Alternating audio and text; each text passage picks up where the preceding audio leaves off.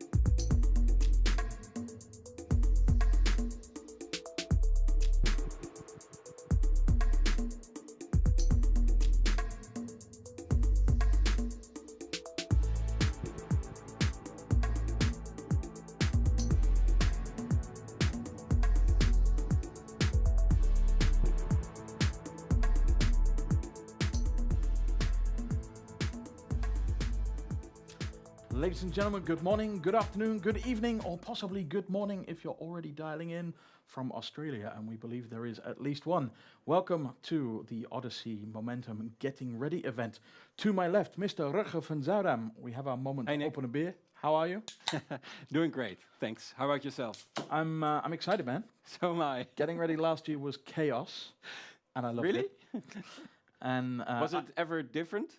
no. Okay. And obviously I know the script. Cheers to chaos then. And it's going to be chaos. Yeah. So why don't you tell the folks at home what getting ready is all about? Why are we here tonight? 15 days to go, by the way. Did you know that? Yeah, it's better than 57 it was last time. It was. Yeah. 13 So- tracks, 21 challenges, 105 teams, but only 15 days. Yes, and that is what getting ready is all about. So it's the last time we are gathering before Momentum. The last time we all have a good preparation, and therefore we have an amazing program. As each year, different perspectives on all the roles we have during Momentum, how they contribute to the success of, well, basically what everyone wants to achieve, and that is finding new breakthrough solutions and solve problems that are really felt by all the stakeholders within the context of each challenge. Yeah. And so you can achieve an amazing amount of things within 49 hours. You wanna focus really well within that time, Right. and the full program, I think, enables you to do that a lot better. And about the program, we're coming back to that in a moment because this is called Getting Ready, but of course it's not the beginning of Getting Ready. It's not something that people should start doing now. In fact, I think most of you folks at home have been doing so for several months, maybe even 6 or getting on for a year now because, of course, you know, we started this season with a completely different perspective. Yeah. So what are we going to do tonight? We're going to show some stuff, talk about Momentum, the event itself, maybe show just a little bit of a software demonstration. We're then going to switch over and get a lot of perspectives, not from you and me. This isn't the Nick and Rutger show this time. This is Thank goodness. these folks dialing in from home or work or wherever you are. Thank you so much for spending your time with us. Yep. And then actually at the very end of this, we will be dropping into the open source workshop / Ask Me Anything, as we promised in the last touching base a few weeks ago. Yeah. One more thing, of course, track badges. Yes. Normally we reveal them in the opening of our hackathon. But we thought it would be pretty cool to do it right now. Wow, you say right now, we're going to do it at the end. Yeah, well, exactly. During the getting ready, because you can get the stickers. Yep, because we have to mail them this time. Takes a little bit longer, not being physically in the same building. Exactly. So we know you love seeing your track badges for the first time and collecting those stickers. I'm curious to know how many people have been around since the very first edition and have got all the full sets. I'm not even sure you have a full set of everything. Yes, I have. Ah, okay, good to know. All over your laptop now. Couple of details for you folks at home. There is a menti.com with code 3622090, menti.com 3622090. Any questions you've got throughout this session, throw them into the Menti. We will not be answering them live, so you're off the hook for today because the program is too packed. Yeah. But what we will do is make sure all those questions are answered in the mega briefing, which is going to go out next week. And as you can tell from the name, mega briefing, it's going to be pretty jam-packed full of information. Don't be the person who shows up at Momentum 15 days from now and says, I didn't know something. It'll be in the mega briefing, and if you don't know, today is your chance to ask. If you're in the YouTube chat, of course, chat away. We can't see that because there is a time delay, and we should be focused on each other and you, not YouTube. But we do have the team, Anna and I think Chris and Stefan monitoring that, so that's all good. We're also going to play bingo. Yeah, that's specifically your wish, I guess. No. Let's. I think it's going to be fun because we have some swag. We have some swag. And we thought, okay, how can we give rid of away? And how do we get rid of it? Because we don't like it. No. Yeah, there were some bingo cards sent out in the invites. I think there's 25 random variations, so pick one of those bingo cards. If you're not sure where to find one, there should be a link in the YouTube from Stefan any moment now. Play along. There's going to be different types of prizes. So the first one with 3 words. Take a screenshot of that, drop it in the general channel on Discord, and let us know who you are, and I will get a buzz in my ear, and we will award you a prize. The second one will be the first team or person with a horizontal or vertical full line. If you get a diagonal full line, let us know that as well. And if you get the full card, which is going to be tough, I'm told, let us know, because we're going to arrange something super cool for you. Stefan is playing along in one of the corona-proof rooms over the back, so cheating will not be tolerated. Questions at menti.com, answers next week, bingo all the way through, no time to waste. Rutger. Emerging collaboration. Multi-stakeholder, yeah, okay, enough. Beverage. Boxer shorts. Yeah, no. Right. Rutger, a year ago, we were all thinking hackathon will be the highlight of this year. We would be together. Then Corona happened. A few weeks ago in Touching Base, you showed a teaser, a sort of, wasn't quite a video, kind of an interactive video, it wasn't live, of you flying around a user interface. You know what? Just show these people at home that it works. You've achieved it in 5 months. Well, show us the software. It's not me, because we have an amazing team of people. Show me the software. Yeah, man. Okay. So, and this is a very, very fresh brew, so to say, and it's heavily under construction. Can you get any more disclaimers in? Yeah. I'm going to throw this one out for you. The software is yes. actually an arena, right? It's an arena. Online mass collaboration arena in which we host an event, right? So we can compare it to the Sugar Factory where we used to be. It is the physical, in this case, digital space where everybody comes and does stuff together. It's not just a space; it's also a game and meeting design that fits that space, right? So all the stuff we used to do. Well, not all the stuff. We have reinvented all the stuff we used to do. Then came up with how we wanted to do from a digital space, and we said, okay, when we said D for do it, it was scenario D.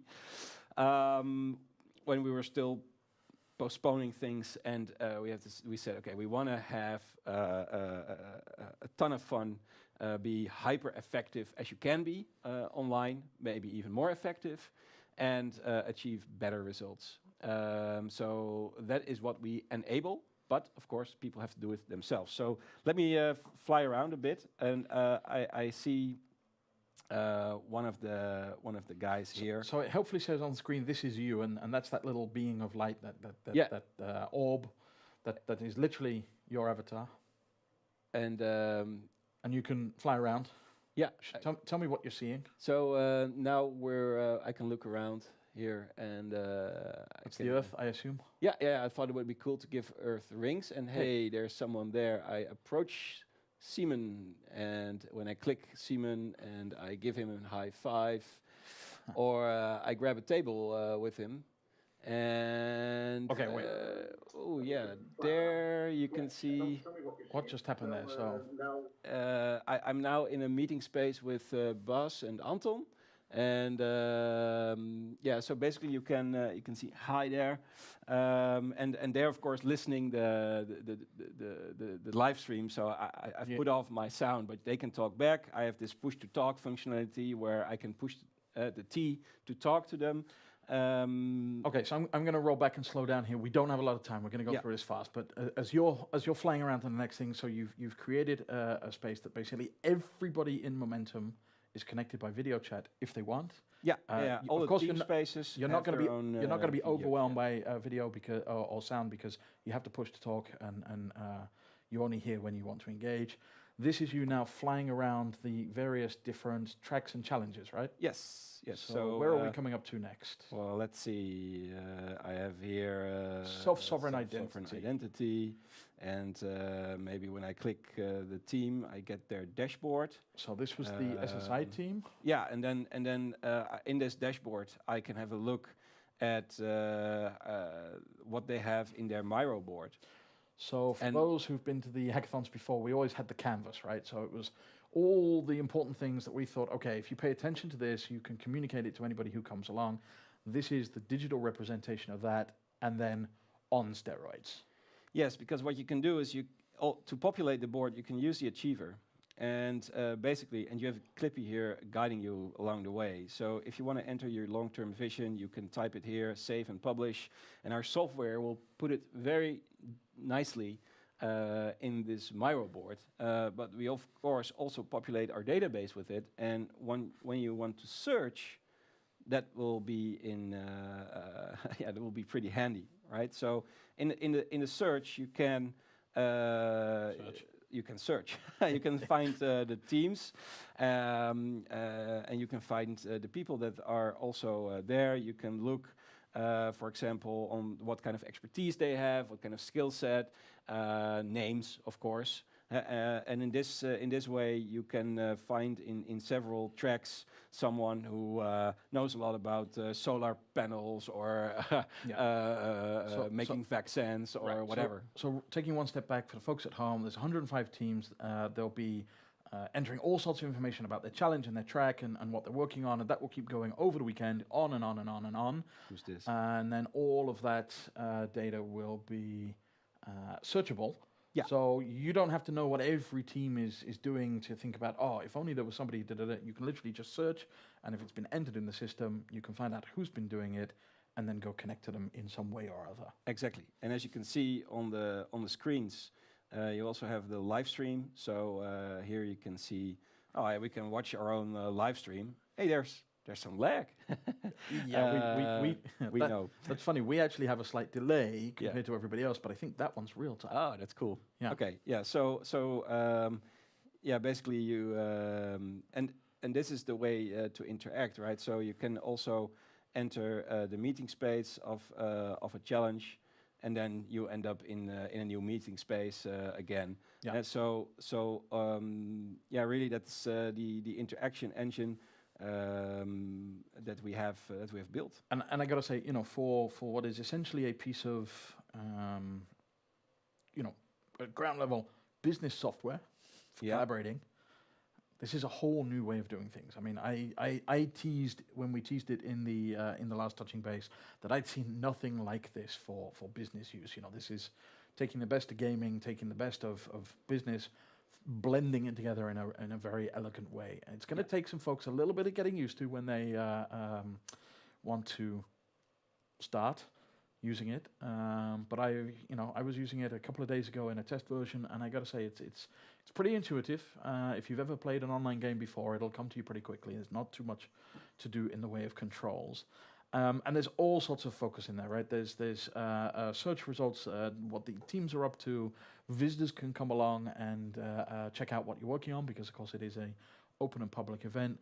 You've got the live stream is permanently going, so anybody who wants to find the live stream quickly through the whole weekend, it's in there. And much, much, much more. Everything that people need to be able to participate in Momentum is in the software. Yes. Right? Yes. Of course, we would have loved to get more in. We have so much inspiration over the last weeks, months, and we're very happy to premiere this version. This is a whole new book, as we talked about before, and I'm very much looking forward to experimenting how this works. I mean, you gotta take. I mean, normally when you're in a physical space, and you see someone you don't know yet, but in an event like this, it's easy to connect. Because you're in the same space. You're in the same space. You just go, hey, who are you? Exactly. What are you working on, etc. That's not different here. So it's just a matter of a different handling, a different action. But the true action, the essence of the action, to connect, to build even partnerships, that's all the same. And of course, it doesn't matter how introverted you are. This actually makes it easier because it's your little character saying, who are you? You get an overview of who that person is. You think, oh, that would be really useful. Yeah. You send a high five to sort of initiate a bit of a, hey, can we have a chat? If they say, hey, who are you? That's it. You can go straight into a video chat, 1 minute, 10 minutes, as long as you want. Invite other people along. Exactly. Great. We don't have time to keep going further and further and further. What I can tell you folks at home is that your login for Momentum is obviously going to get sent to you in good time, because the first time that you get to start testing this, if testing is the right word, getting used to it, is actually not on Friday. It's No. going to be on Thursday at the day before. Arrival. Yes. So that is a big shout out to you. We're going to talk about Arrival in a moment, but that would be a really smart moment to come along and start getting a feel for the software before Friday. But there will be time on Friday to just have a play, have a look around, understand the controls before we hit the countdown clock, right? Yeah. I think it's also fun. People have been asking us, so what platform are you using to host this event in? Oh yeah, I forget, we got a bunch of nerds out in there. And then we're happy to say this is the platform.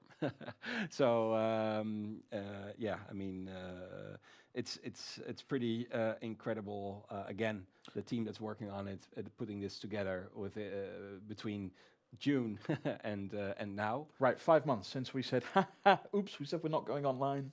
But we are. Yeah, exactly. To build something like this, and you were telling me this afternoon there is actually some stuff in here that kind of hasn't been done before, or rather, it's been done but not in this way, plugged together seamlessly, scalable on the back end. Well, touch wood. Yes, and again, it is one big experiment, but the most of that part is on the human part and how we connect, how we are able to work together. And achieve results. Yep. We are already running slightly behind time. I'm going to watch this clock like a hawk. So we're going to move to the next thing, and that is the program. We've got a couple of slides for the folks at home. Yeah. Tell me about the weekend. Thursday, Arrival. What is Arrival? Yes, it's arriving at the scene, literally. We won't be in this place. We will arrive on the moon. In Momentum. In Momentum, yeah. And it's basically meant to get used to the controls, because we're also having a lot of non-gamers. Well, everyone is a gamer. Not everyone knows gamers. it yet, right? So using the controls, getting used to that, and also how the interaction works. So high-fiving, grabbing tables, and sharing a great conversations and a couple of drinks so together. Kind of like a practice run, except we're doing it in real life, for real, with added meaning, because just like a normal launch party, you go up to people, you drink a beer, you meet people. Maybe we got somebody who's going to be a guest speaker. That was on the slide a moment ago. Yep. Okay, take me to Momentum. Friday, Saturday, Sunday. Boom, slide coming up. Yep, we have at CET 1 o'clock. We have the walk in or fly in. It's going to be fun to see everyone joining. More and more people. You will start flying around. You can also look at the other tracks, see what people are working on, going to work on, just settling in. Take it easy. There's 49 hours, no rushing there, right? At 2 o'clock we will start. We will do the opening, and then it's go, right? We have decided to keep a certain cadence in the event. So there's 49 hours, 7 times 7 hours. So this enables us to coordinate across time zones pretty easily, and also to have after each, we call them chapters. When you have one chapter of 7 hours done, we will share some statistics, some rankings. That is the amount of wows you have gotten of received from other people. The size of your ecosystem, because every team will be building an ecosystem during Momentum. And for me, this is really interesting about going online and digital, is we're finding out all these interesting things that were really hard to do in a physical environment, like gathering data from every team. We'd literally have to walk around and drag it out of them. And now it's kind of like, it's in the system, it's in the software. We've thought about it, we've built it in. Yeah. You and I will have an access to a dashboard that will give us interesting information to share. All sorts of crazy stuff happening in the weekend. 7 chapters, 7 hours long. Yeah. You and me are going to be sat on a live stream. Why are we going to be doing that? Yeah, we're going to be interacting with the teams, with the challenge leads, the track mayors, people from delegations. Because during the weekend everyone is making progress. Yeah. Breakthroughs will happen, as we know already. So there will be incredibly interesting content for us to fetch Yep. from Momentum. And So we're we going get to you be in the show, I'm looking forward to that. and we're going to be doing that from here in Groningen and what is going to be called Mission Control. Yeah. And that won't just be you and me. We're spread out over a very large space with some other people. Yeah. Real-time tech support. Yeah. So anybody struggling with the tech, we've got tech support to cover that. Yep. Real-time registrations and curation for additional participants, etc. Yeah.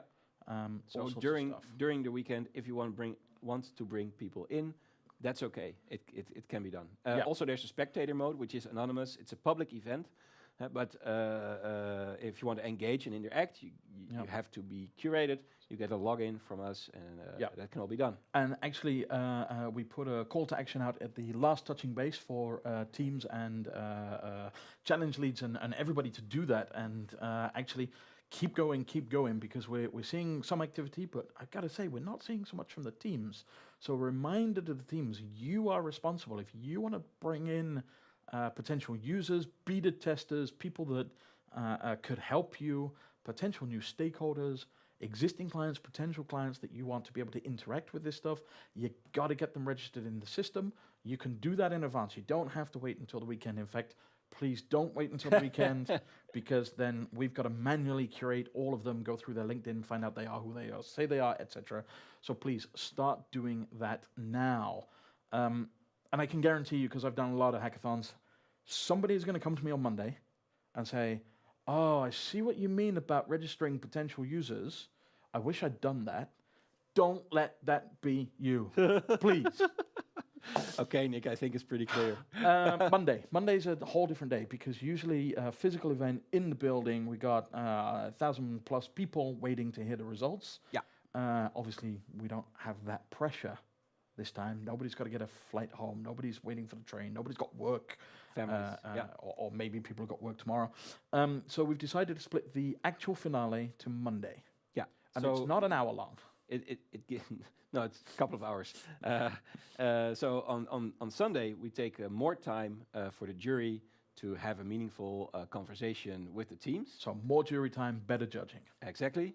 And then on Monday, we have a proper amount of time for each challenge to do the announcement of the winning teams. Yep. Challenge by challenge by challenge. So Exactly. those folks at home, they can just dial in for the one or tune in for the one they want to see, or the whole show, 15 hours long, whichever they want. And of course, it'll all be available online afterwards as well. Yes, and that's what it's specifically meant for. So instead of doing a show in a venue where everyone has to sit out and wait, And we make it sexy and glamorous and big and and now we can with the proper attention make a great piece of content where the story of Momentum, what has been achieved, why it was so important, and what could happen next, what kind of stakeholders or steps can be taken from this Momentum towards a prototype a pilot project. Yep.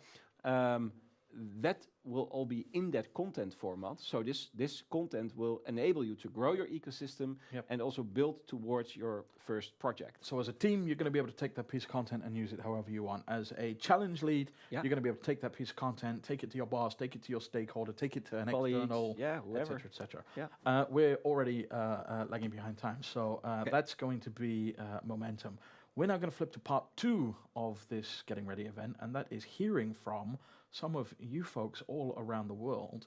And we wanted to start with James Arbib from, I think he's based in the UK. I know he's based in the UK. He's an investor in technology, but more importantly, he's the founder of Rethink X. Co-founder, yes. And you wanted him to come along and talk a bit about the big picture. In 10 seconds, why? Because it's super clear. And it resonates with all of the challenges and what Odyssey is all about in terms of how do we look at breakthroughs that are needed on a systemic level. And their report, Rethinking Humanity, was a great piece of research. I loved reading it. I thought, okay, this is just something we gotta add to the program because it resonates, it's inspiring. Not because it's so brand new, but it explains what's going on really well, and it can help you. Exactly. I'm looking at the tech team to see if we have James on the line. I'm getting a thumbs up. Let's bring him in. Mr. Arbib, how are you, sir? I can hear your mouth moving, or see your mouth moving, but I can't hear you. But I'm looking at the tech guys to see if that's going through for the folks at home. Of course, they are now panicking and going, is this a local problem? Maybe James is on mute. I don't think so. Ja, maar ik ben niet bij hem in de call. Yeah. But we hear you, Stefan. And now I hear James. Yeah. There we go. Technology. We've just demonstrated some fantastic cutting-edge technology, and we can't get Google Drive or Hangouts to work. Fantastic. James, I'm looking at the TV. Of course, you're over there, so I'll look at you in the camera. Thank you so much for joining us. Yes, can you hear me? I can hear you loud and clear. Yes, we're in a bit of a... Yep, Stefan, I can hear you too. All right. James, in June you launched your Rethink X book, and I believe just 2 days ago you launched your Rethinking Energy report. Can you, in about 10 minutes or so, give us your global worldview perspective? Yeah, Nick, I'd love to. 10 minutes is a challenge. So if you'll excuse me, I've got to cover the history and the future of humanity in 10 minutes. So I'm gonna put aside the niceties and dive straight in, if that's okay. First of all, I want to get my screen share working. So let me just see if I can get this done. This looks like it's working to me. Nick, can you just confirm that this is... It's coming, it's coming. Yes.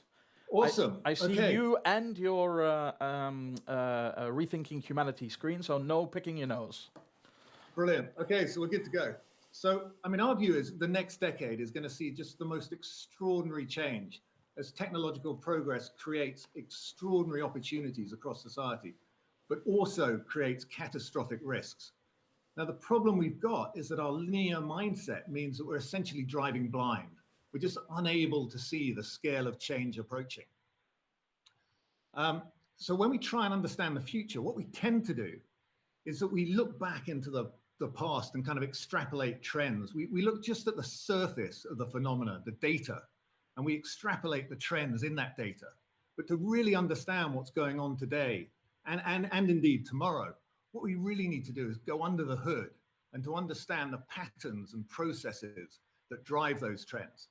And that's really what we do at Rethink X, because we think that understanding how change happens is critical for decisions across society, whether you're an entrepreneur building a new business, or you're an investor or a policymaker, or you're considering the response to climate change or inequality or planning geopolitics. We all need better information about what's coming and indeed what's going on today. So on this slide I've got in front of you, this is a pattern of change that we see in all complex systems, which includes obviously sectors of the economy and indeed civilizations. What you get are these long periods of incremental change, interspersed with these periods of very rapid change. And what drives that pattern is a balance of forces or feedbacks in the system. So in a sector of the economy, for instance, the existing system is supported by sunk investment, infrastructure, mature supply chains, consumers who kind of know and even love the products that are available, and the regulation and so on.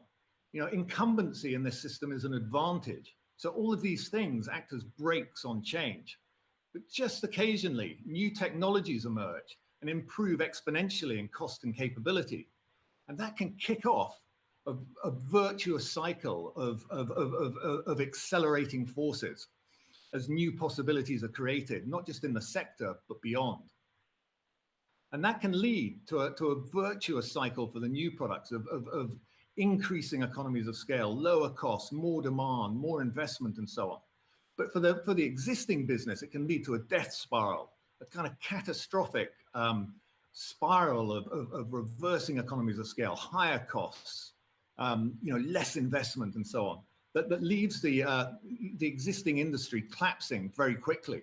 And that's what we see happen. And the advantage of incumbency that serves incumbent businesses so well disappears and becomes a baggage, because the incumbent mindsets, the incentives, the interests, and so on, make them ever less adaptable and unable to make the changes necessary. It becomes a handicap. Now, these same patterns and processes we can see in civilizations. So if we go back, say, 10,000 years to the dawn of civilization, as we settled down as farmers and built cities, we moved essentially into an entirely new paradigm. It was a system based on the ability to extract and exploit scarce resources.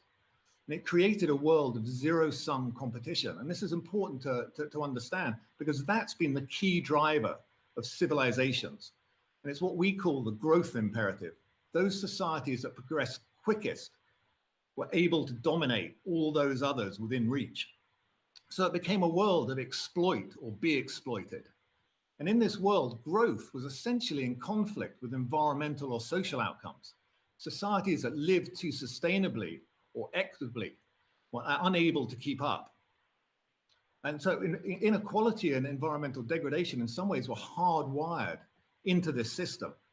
Now, for societies to progress, they need obviously not just technological capabilities to provide for their inhabitants at ever greater scale, they also need the organizational capabilities to do so. So those societies that managed to experiment until they found the winning combinations broke through the prior ceilings that existed for civilizations. And we see this reflected in the maximum city size that we've seen over time. It's a good proxy for societal capabilities. And these breakthroughs that we see every so often represent a 10x increase over the course of just a few centuries. Now the dark line you see at the bottom there is the high watermark for cities. But in reality, what we see are civilizations like Rome here in the red break through the previous limits. But then they reach their limits, geographically and environmentally. And ultimately they collapse. The buffers in their system diminish, fragility grows, and the baggage of incumbency that protected them in the good times stops them from adapting quick enough. What they tend to do is look backwards and patch up their existing system. They cannot see what's possible, the kind of the moves that they need to make to survive. And so they end up, societies on the cusp of collapse end up just patching up their old system, going backwards, doubling down on what they perceive to work. We see more priests, more blood sacrifices, more power to the center as civilizations begin to fall apart. So why is this relevant today? Well, what we're seeing are extraordinary improvements in our ability to manipulate matter, energy, and information, the foundations of our physical world. And we've got the potential to break through. These extraordinary possibilities that are emerging are delivered by technologies that are 10 times cheaper and better than the pre-existing technologies and vastly more efficient. So problems that we see that are intractable in our current system, like climate change, poverty, inequality, conflict, become tractable in this system. There is no longer that conflict that we see in an extractive system. But the new system of production that's emerging in our food system, our transport system, our information system, and so on, represent an entirely different paradigm to what's come before. These systems are distributed. If you think of the information system, for instance, they're almost zero cost. They have the building blocks of the system, the electrons, the photons, the molecules, and so on, are available everywhere in abundance. And as we see in the information system today, we can't manage or control that system through our industrial age organizing system. It's becoming increasingly incompatible. We see how the center that regulated the industrial information system, the newspapers, television, book publishing, and so on, is unable to control the flows of information. In the same way, actually, when the printed book came along, the church and state lost control of the flows of information and were replaced shortly afterwards. So as we enter the 2020s, we face enormous challenges alongside the extraordinary possibilities that are emerging. We're going to see the collapse of incumbent industries that underpinned our industrial order. And it's going to create immense dislocation and instability. But at the same time, our linear reductionist mindset is unable to understand what's happening. Our governance structures, our institutions, our economic, social, and political systems are optimized for the old system, for a different paradigm, and they're becoming increasingly incompatible. So the challenge really, as we go forward, is to find ways to reimagine our system, to rethink everything. We've hit the limits of our system geographically, environmentally, socially, and financially. The baggage of incumbency means that we see this industrial age organizing system as a constant, not a variable. It's not a man-made construct that it really is. And we're unable to see what's emerging. We spend all our time trying to patch up that system. Solutions to climate change, inequality, and so on are merely patches on that old system. So really the challenge is, how do we rethink? How do we begin to interpret and understand the complexity of the world around us? How do we experiment at all levels? In some ways, the new production system, the transport, the food, the energy system, that's the easy part. Building that, we know what to do. It's the organizing system that's a challenge. And unless we can find ways to enable the emergence of a new organizing system, we won't be able to break through. So this is where we are. What we need to do essentially is rethink everything. And James, I'm not sure if that was your cue to stop or whether I'm breaking in at exactly the right moment. But if I hear you say rethink everything, obviously the title of part of your book as well, looking at Rutger, is that why you two have sort of connected it over the last, I don't know, however many months? Because essentially what James is suggesting the world needs to do is what Odyssey is trying to facilitate. Rutger.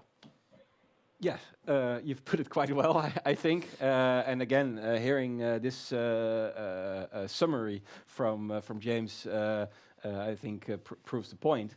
I'm very eager to learn from James about one question: is what do you see as key in this transition to not extend, let's say, or build up the polarization that is going on between the collapsing route, so to say, and the breakthrough pathway? Well, I'm curious. Can we even stop that divergence, James? Yeah, no, it needs to happen. I mean, it's part of the cycle. So I mean, every time we see a breakthrough, every time we see a new industry, the disruption of the internet, the information disruption, or the car replacing the horse, the old industry or the old civilization collapses. I mean, that's part of the process. So, we will see the industrial order, fall apart. It's inevitable. It's unsustainable at every level. Really, the question that we wrestle with is, can we enable breakthrough quick enough? Can we allow this new system to scale up and grow before the old one collapses? And that's really the challenge. Well, so what I would wonder from that is, of course, we need the collapse to happen. It's good for all of us. So it's going to be painful, but worth it. The question is, can we buffer enough of the pain with good stuff in advance? And will the incumbents actually be happy to let it go? And of course, we won't know that for another 50 years or so when we get to look back and say how well it did or didn't go. James, I saw your energy report, I think it was yesterday, and the short summary of that was, I believe, there is no reason why the US could not be 99% sustainable energy within the next 10 years. Is that right?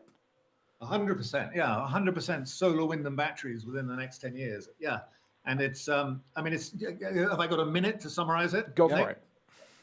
Yeah, so the exciting thing about it, I mean, when we looked at this, not only is a 100% renewable system the cheapest system, as you build that system out, you're faced with a choice. If you want to provide 100% of your energy from solar, wind, and batteries, either you build massive battery capacity or you build a massive oversupply of solar and wind, to get you through the darkest day of winter. And what we found in doing the analysis is, to do that, the cheapest way obviously is to build massively more solar than you need. And by doing that, it's still the lowest cost energy system you can produce. And what you get is a sort of 2 to 3x oversupply. It's what we call superpower, energy that we don't need in the current system. So it's essentially zero cost energy. And that'll be used, we think, to transform all kinds of other industries. So we'll see a transformation or an electrification of buildings, of heating in buildings. We'll see transportation electrified. We'll see, water desalination done at a very low cost and so on. Finally. It's very much like the internet. When the internet came along, not only did it disrupt communications, but it transformed industries across the board. It transformed transportation. It enabled Uber. It transformed retail. It transformed pretty much it transformed our social lives, dating, and more than you can imagine. And that's what we think is going to happen in the energy space as we get this very low cost form of energy. Fantastic. And if I remember rightly, all of your reports are available on the website www.rethinkx.com for free. So if anybody is listening to this and thinks, I want to read more, there's hundreds of pages to get through, right? That's right. Yeah. Fabulous. Absolutely. James, we're running slightly behind schedule, so I'm going to thank you so much for joining us. I look forward to seeing you in the Momentum in 2 weeks. Awesome. Great. Thank you, guys. Thanks. Thank you, James. See you. Rutger, we have no time to talk about what we just heard because we're going to go straight to the next set of callers. I'm looking at the tech team whilst they rapidly alt-tabbing to the other Google Hangout, and I'm getting a wave. We're going to go to actually 2 teams as the beginning. There's a little bit of a red thread. We're going to talk to some teams. We're going to talk to some challenge leads. We're then going to talk to some of the more sort of stakeholder strategic level folks. And then we're going to go out towards the folks that make a lot of Odyssey and Momentum possible, and that's the volunteer roles. Looking at the tech folks, we do, I see them on screen, 2 folks joining us. One is Mr. Alex Gunkel from the team Space for Good, and the other is Kessa Zwede. He's from the Groningen Schoolvereniging, the Union of Schools here in Groningen. Welcome, gentlemen. Alex, if I may begin with you, just want to do a quick sound check and make sure we hear you. Yeah. We do. I can Welcome. hear you. Awesome. Thanks for joining. You're from the team Space for Good. You participated in Odyssey last year. We're going to get straight to the point. You were in the Scaling Wildlife Protection Challenge. You came 2nd place, which is a fantastic achievement. But most importantly, and the question I'd like you to talk about in just a minute or 2 for the other teams and challenge leads out there is, how on earth did you land that massive pilot program with the Willy Smits Foundation and that ecosystem to scale wildlife protection? Right. Yeah, indeed. It was not by winning first prize because we barely included any blockchain in our solution. So that's something we want to improve this year. But it was by building up a personal connection with Willy, the challenge owner. And when thinking about personal connection, what it actually boils down to is trust. So I guess the question for all the teams is, how do you build up trust just within 48 hours and within a completely virtual setup? And the answers are that you can't, that it's just not possible. It's way too short. So what does this trust actually mean? I think you can project this by, first of all, like showing your interest in a particular topic, in the particular challenges your challenge owner is having. It's about offering his support, the willingness of actually being there to start implementing something. It's about the ability to do so. And it's actually also about taking action. And not just during the hackathon, actually, we started way earlier, engaging with Willy about actually also writing him in person, emails, in particular. One of our teammates, Elke, I think she started being engaged with him 3 months before the actual kickoff. Then, of course, our team, Space for Good, powered through the whole hackathon, managed to get 2nd place. But even more importantly, we managed to get the phone number of Willy, so we could start writing him WhatsApps, send him reports which he found interesting, send him little prototypes which we developed, and eventually, I think 7 months later, so it was also not an immediate follow-up project, we got together in Amsterdam with one of his stakeholders, and we were able to design a 3-year project where we actually going to be developing a monitoring and management platform for tropical agroforestry, which is maybe one of the most complex ecosystems worldwide, where we're going to be using our Earth observation and GIS competence and combine it with the expertise on restorative agriculture. So amazing project. And again, it's about building trust. It's about building up this personal relationship. And to be honest, it's also about a lot of luck. Like we were at the right time, we were together with the right people, and we also received a lot of support, of course, also because of you guys. So really happy that this year we're not only going to be joining with 1 team, but 2 teams. So getting super hyped listening to the speakers, and yeah, really eager to see you in 2 weeks. Awesome, Alex, thank you so much. And you did a quick recap there. I think it comes down to build relationships, have communication, and listen really well to what your challenge lead needs. Thanks so much. Kessa, I'm hoping you're still on the line. I don't see you on my screen at this moment in time. There you are. Welcome, good evening. You're here in Groningen, I believe? Yeah. Fabulous. Thanks for joining us tonight. I have two questions for you, actually. The first one is, what is your team going to be working on, and how can other people help you?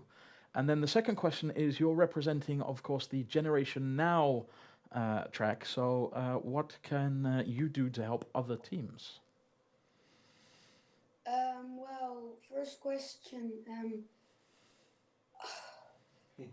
I'm with Contagious Cities, and I don't. Oh God. I can help you out here because we did a little bit of preparation. So you're on the Conscious Cities track. Yeah. Because we've connected every Generation Now team to one of the tracks. And I believe you were telling me that one of the adult teams is building a sort of robotic device that picks up trash, and that there is going to be a game with augmented reality and artificial intelligence. Is that right? Yeah. I don't really know much about it for now, but maybe we're gonna work on that. Okay, and I think you were telling me that some of the stuff that you could be doing is, for example, helping with testing, giving lots of different feedback, and being generally just very, very helpful to the other teams. Is that right? Yeah, that's true. Yeah. Great. And what can other teams do to help you and your team?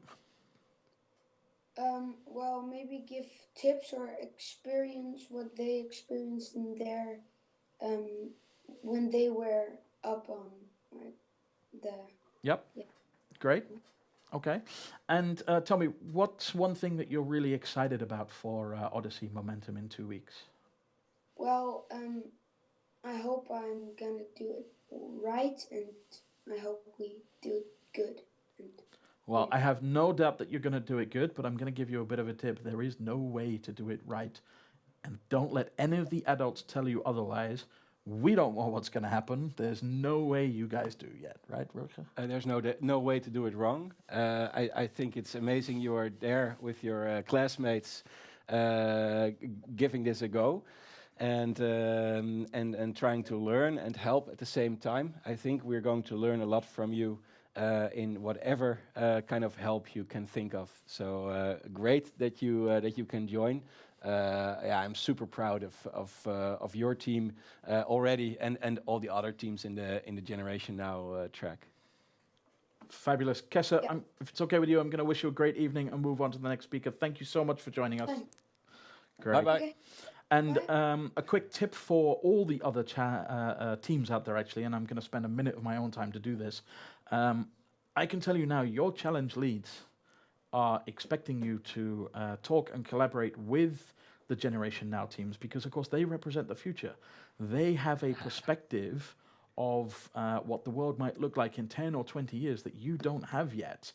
All right, we are going to move on. I see two people on screen in front of me. One is Mr. Ewald Hesse, Ed, and the other one is Jacob Boersma. We're going to start with Ed from Grid Singularity. Hello, sir. How are you? Hello. Oh, man, I love that accent. I've missed you, man. Thanks. Thanks for the invite. So you're obviously joining Momentum this year with Grid Singularity, and I'm just going to blow through this really, really quickly to give you a bit more time. The potential impact of your challenge is huge, right? Anybody in the world who has solar panels can basically become an energy company. You've already got some of the biggest energy providers, for example, France and Germany, involved in your track, and you're pretty much the launching customer for whatever pilot project could come out of this.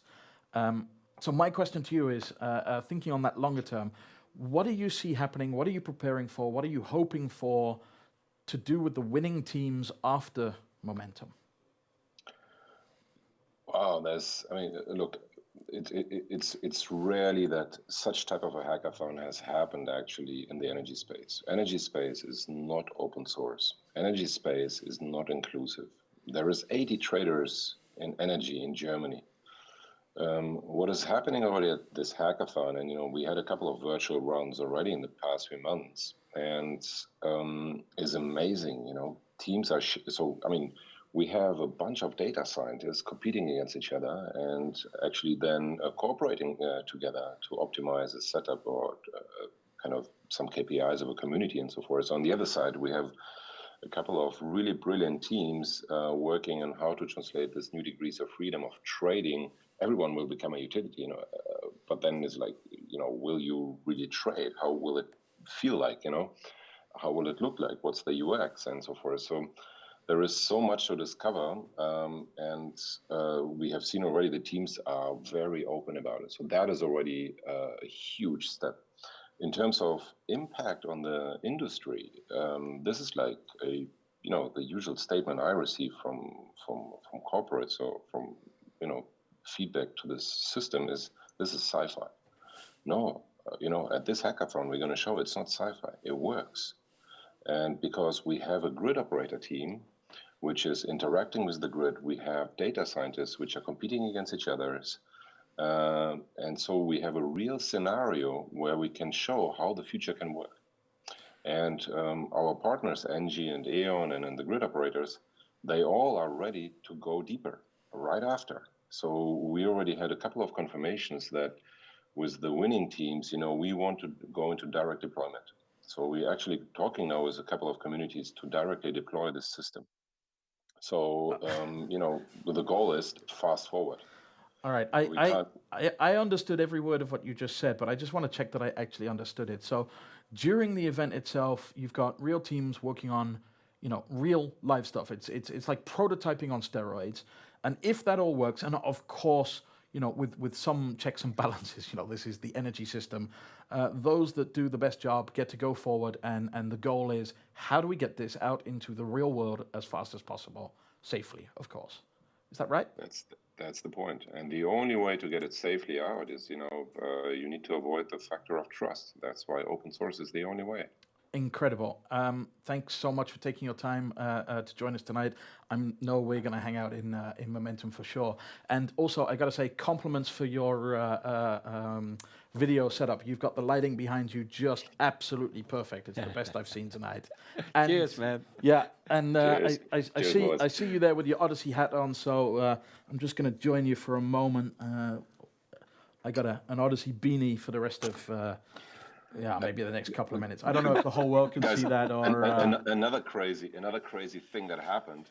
I got a shirt from a DSO. This is some of the most traditional companies on Earth, which has a meme on it. This is, DSO's memeing. There hasn't been there before. All right, awesome. Thank you so much for sharing, man. Lovely to see you as always. Hang in the call for one moment whilst we flip over to Jacob Boersma, or Jacob as my native English would better prefer to say. Jacob's here from the Dutch Blockchain Coalition, and just testing your sound. Can I hear you? I hope so. Yes, I can. Thank you so much. You guys are attached to the self-sovereign identity track, and that's right. Yeah, I'm curious to know, why do you have 10 teams all collaborating on exactly the same outcome instead of all doing their own version and seeing who is better? That's a really good question, and it actually goes back to the previous hackathons, where there was also since the very first one a digital identity track, because we already then back then saw that digital identity really is a difficult problem, especially related to blockchain. But what we saw was that all these teams in this digital identity track were all working on their own solutions, but they sometimes had a hard time really making identity tangible. And at the same time, all the teams in other challenges also were discovering that they needed some form of identity, either for their users or for objects or for companies, and we're just trying to implement that at the same time as doing all the other stuff that they needed to do for that. So that's kind of like doing two challenges at once. It's solving your own problem, but also, oh, wait, I've got to do identity as well. Yeah. Doesn't make much sense. Exactly. And so since a few years, self-sovereign identity has really been taking off. And also in the Netherlands, a lot of companies and banks are looking at it, as well as the Dutch government. So when my co-track owner and I, Giulietta Marani from TIG Campus and the Dutch Blockchain Coalition, when we were setting up this track, we decided to do something kind of new and experimental. taking really the collaboration concept of Odyssey to the next level and saying, hey, let's have these teams in this SSI track not just build these solutions for themselves, but actually provide an identity solution to one or more other teams from other challenges. So if I understand that right, that means any of the other, 95 teams out there, if they need something to do with identity, and let's face it, that is pretty much all of them, they can come along to your track, talk to you or one of your challenge teams and say, we need identity, how can you help us? Yeah, well, we really do want to focus on the essence of self-sovereign identity. So if you just want to have somebody log in with the username and password, yeah, that's kind of a solved problem, right? We don't need to help you with that. But if you want to do things like be able to prove that you are a company or have some kind of credit check that can be reused across multiple organizations, or do things like mandates or whatever. That's the kind of more advanced identity stuff that we want to really be helping the world with, and so also in this case the other challenges. Awesome, thank you so much. That makes total sense to me, and what I love is exactly what you said there about it's actually taking a proactive approach to that ecosystem perspective and saying, you guys are solving hard enough stuff already, let us focus on the SSI, and together we can get through it all quicker and hopefully better. Jacob, thanks so much for being here. Jacob, see you in Momentum in 2 weeks. Great, thanks. With no time to spare, he says, but knowing the tech team needs at least a moment to spare, you guys might not want to show that on the live output, but you can if you want. No, just kidding. Waiting for the next speaker to get loaded up. I think she's on screen, but I'm not sure if I can hear her yet. Hello. Hello, it's Nina. Hi, Nina. How are you? Good. How are you? Great. I'm doing great. Ladies and gentlemen at home, this is Nina Heinz from DHL, Global Head of Network and Quality, if I remember rightly from our conversation. And you have a slightly different perspective from a lot of people in this call because you're a stakeholder of one of the challenge leads. Correct. So if I can put it simply for folks that are just tuning in, you're kind of like an external party to the actual Momentum program. But I'm the alien, right? Well, I wouldn't have put it that way, but fair enough. But actually, you've been connected to the Momentum program for a while, so you're tuned in. So my question is we've got teams solving a challenge represented by a challenge lead. You're one of those partner companies of the challenge lead, KLM in this case, it's no secret. So I'm wondering, when you're in Momentum in 2 weeks, how can these teams optimally work with you? What do you need to see from them to get to these pilots? No, thanks, Nick. So I think from my perspective, there's two main ingredients that I would really like to focus on and that I would like to challenge everybody on. The first one is to think big, to be fearless, but at the same time, to always keep it very simple. And this is particularly relevant for the challenge that we're also very involved in with KLM. So the number of players that we have in the supply chain right now is enormous. We're working in a very complex environment. But it's exactly this complexity that also makes the challenge so interesting and drives the need for transparency and visibility. So getting the solution that we're going to be developing adapted to the real world, for me, is the greatest hurdle that we need to overcome. And so keeping this in mind when we design the solution is crucial because it will mean that the solution that we're developing is also effective when we implement it. So for me, as an outsider, I would say that keep in mind the power of simplicity is enormous. So really try to understand the needs and to then also prioritize them. The second angle that I'd like to bring in is, especially for our challenge, is the patient, which for me is by far the most important. And this is, of course, especially relevant in today's world with the global pandemic, COVID-19. We're all right now preparing to send out the test kits, the treatments, the vaccines that are going to be in development. And at the same time, we also need to make sure that we send out cancer medication, blood insulin, all these medications that our patients are waiting for. And we know that every shipment has a face behind it, has a patient that's waiting for that shipment around the world. So when we think of counterfeit products, for example, typically you think of designer handbags, you think of luxury watches, but actually the topic of counterfeit medications is a huge problem. We have tens of thousands of people that die every year from counterfeit medication. And so you can imagine how enormous the risk now is given the global pandemic of COVID-19. So from our perspective, it's important that we keep in mind the ultimate end customer, in this case, really the patient, because it's our goal to make sure that we get the medication to the patient at the right time, in the right condition, and in the right place. So to ensure that we're working on these solutions with the right perspective, I would encourage everybody to always keep in mind that lives are depending on the solutions that we're implementing, that these vaccines that will be sent out to the world could be vaccines that you're injecting into your loved one, into your child, your mother, your brother, your sister. And so we have to keep in mind that when we want to maintain the compliance of the supply chain to get that vaccine to the end patient, that we need to develop those solutions to take that in mind. Wow, nothing like turning the pressure up right at the end there, Nino. Yes. Thanks. I really appreciate you bringing in that human aspect because, you know, it's easy to think of DHL and KLM and think of packages and boxes and maybe a little less about what's inside them. So if I can recap what you were saying is get you involved sooner rather than later, because if it's too late, it's just too late and too many decisions will be made. Think about that end user and keep it simple. Yes, that's Fabulous. a great summary. Thanks, Nick. You're going to be there during Momentum, so I hope that plenty of people are going to come along and give you a digital high five. They've seen you on screen now, so they shouldn't be shy. Thanks so much for spending time. You were dialed in. I see the little Eiffel Tower next to you. Good reminder to say you just dialed in from Paris. Thank you so much. I did. Nick, we have seen in earlier supply chain challenges, both on a national but also European level, is that the solutions that take the manufacturer, logistic provider, customs, all the way, including the consumer, patient, inhabitants, civilians, etc., what have you, all of that into account of the specific problem they want to solve.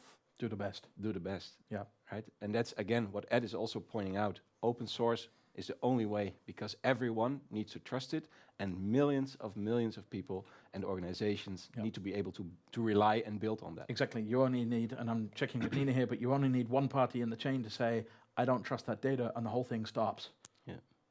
Yeah, absolutely. Trust is key. And I think one of the speakers earlier mentioned this as well. It's crucial to build up that trust. And so this will also be an integral part of the solution. Fabulous. Thank you so much for spending your evening with us. Enjoy the rest of the show. See you in 2 weeks. Thank you. So we moved up a level there for some stakeholder strategic thinking, that kind of stuff, external parties. We're going to go up one more level in the hierarchy now to our next guest, and that is Cindy Kroon from Vattenfall, and I can see her in the call. Fantastic smile there. I've got some music coming in. I'm not sure where that's coming from. Maybe that's your end, partying at home. No. Nope, not your end. Cindy, thanks so much for joining us. You were in the Ridderzaal for Polaris, if I remember rightly. Yes. I was, yes. Great, welcome back. A quick reminder to the folks at home, Vattenfall, you're the Vice President of Customers and Solutions, so you have a really strategic perspective from Vattenfall, but really, just like Nina was saying, focused on that very end user, etc. And so what I was really curious about, especially having replayed your talk in Polaris earlier this year, which is on YouTube if anybody missed it, you're a huge company, right? 20,000 something smart people. And you're investing your time and energy in open innovation, in this case with Momentum or through Momentum. So I'm curious, why would you do that when you have so many smart people? And what are the results you are hoping to see? And dare to dream a little, if I can ask. Yeah, thanks. Well, everybody who's watching, good to at least meet you through this digital update. Yeah, why are we doing this? I think sort of our problems are complex. We have very smart people, but maybe the challenge is always that you're focused on your own energy, on your own sector, basically. And sometimes it's more inspiring to bring in ideas from people from the outer world, from other areas that, sometimes for every problem, someone has already invented a solution somewhere else. So we're really interested to bring that outward perspective in, because our customers are out there as well, right? They're confronted with different sectors and issues, and other companies and other sectors, and younger people and more technologically skilled people, perhaps. They are an inspiration to us as well. So I'm looking forward to the ideas there. And just with respect to your second question, what is it that I'm looking for and hoping for? I would say simplicity. Being a decision maker, I was reflecting about that, just waiting for you guys to bring me in. I basically spend my day trying to listen to all the smart ideas from the smart people on complex problems, and then often people are very engaged and very passionate about the ideas that they bring in. And then I'm basically constantly translating it into my world. So I'm constantly asked as a decision maker, step into my ideas, step into my world and understand my passion. But I have to make the decision. And my world is to optimize shareholder value, making my customers very happy and make life easy for my employees in serving our customers. So my sincere hope is that even though a lot of the inspiration will probably come from very smart, technologically driven solutions, please, I welcome you into my world. How do I explain your concept to my customers? How do I explain your concept to my employees? How does this increase my shareholder value? What do I need to do to actually realize this in simple words, basically? Because complex problems, the brilliance is in simple ideas explained in simple words. So I don't spend a lot of energy in translating it. So I'm looking forward to it. So I think that tags right off what Nina was saying, is keeping it simple will help these teams go a long way towards being able to work with you after Momentum, as we start to get into phases like Ignite and hopefully further. And I think what I'm also hearing you say is don't just focus on the technology, but think about the bigger, wider perspective perhaps of, okay, but what's the business behind it? Does it make money? Does it save money? Does it enable things that we couldn't do before? And Will it make the customers happy? Will it make the customers happy? Will it save the earth? All those kind of good things. Absolutely. Fabulous. I know you're a busy lady, so I'm not sure if you're going to be in all of Momentum, but I hope you can take some time to drop by and see what we're doing in 2 weeks. I will for sure spend some time with you guys. And to everyone watching, best of luck and have fun. Great. Thank you so much, Cindy. Bye-bye. Ciao. Okay, I don't have time to breathe. I'm doing okay on time. As usual. It's not as bad as you think it is. No. Now we've kind of gone up the chain of challenge hierarchy. Now we're going to take a step sideways to talk to some of the folks that make all of this a little bit easier and possible. And we're going to start with some Jedi. And we have 3 of them joining us. One is just dialing in. We've got Nina, Mike, and Gilles, and of course, I wouldn't be a good British person if I didn't say we're going to start, ladies, with Nina Orlich from Loyens and Loof. Are you with us? Good evening. I believe I am. Yes, you are. We can hear you loud and clear. Hi, Nina. Nina, Hi. if I remember rightly, this is not your first Odyssey rodeo. You've been to previous events. So I'm really curious, as a Jedi who is bringing your expertise along for the weekend, what is the tip that you can give these teams and challenge leads to do their very, very best in just 49 hours? I think it's important that you're enthusiastic and that you're driven, and to be realistic about the problems that you might incur while you're working on your solution. But refer to them as challenges and look as how you can work with those issues that might come along and not be disencouraged by what's happening. So some of you may know, for instance, my specialty is data protection, and GDPR is a really big thing with all blockchain AI solutions. But we're here to help, and we're here to work with you and make your solution work. So use all the expertise that you have at Momentum to your advantage, because that's really, you won't have this lot of people and knowledge and experience to help you outside of the event. So use all the resources you have, and accept all challenges that you may come across. That's, I think, what I can bring to you as a Jedi from my experience. Awesome. That's a great piece of advice. And I have to say, you are one of the very few people I've ever seen whose eyes light up when she says GDPR and data protection. So I can see you have a passion for that. I know that Loyens and Loof always comes along with a whole heap of people with different perspectives. And in fact, this year, you've said if teams have legal questions that they want to start getting ahead of, they can already, as of now, start emailing those questions to odyssey@loyensloof.com, loyensloof.com, odyssey@loyensloof.com. We'll put that in the chat and stuff, so that helps you folks find the right experts to be available during the weekend. That's incredible. Thank you so much for taking that extra effort. I look forward to seeing you during the weekend. Thank you. Great. Hang in the call just 1 second, Nina, because in the same call you have Mr. Mike Bachman from Del Boomi. You hear me, Mike? I can hear you, Nick. Awesome. And good to see you both. Hey, good. Always with the bow tie. I was going to say, I got to say, so far winning Best Dressed Award of the evening. But is it evening where you are? I've got a feeling you're in the US, right? I am in the U.S.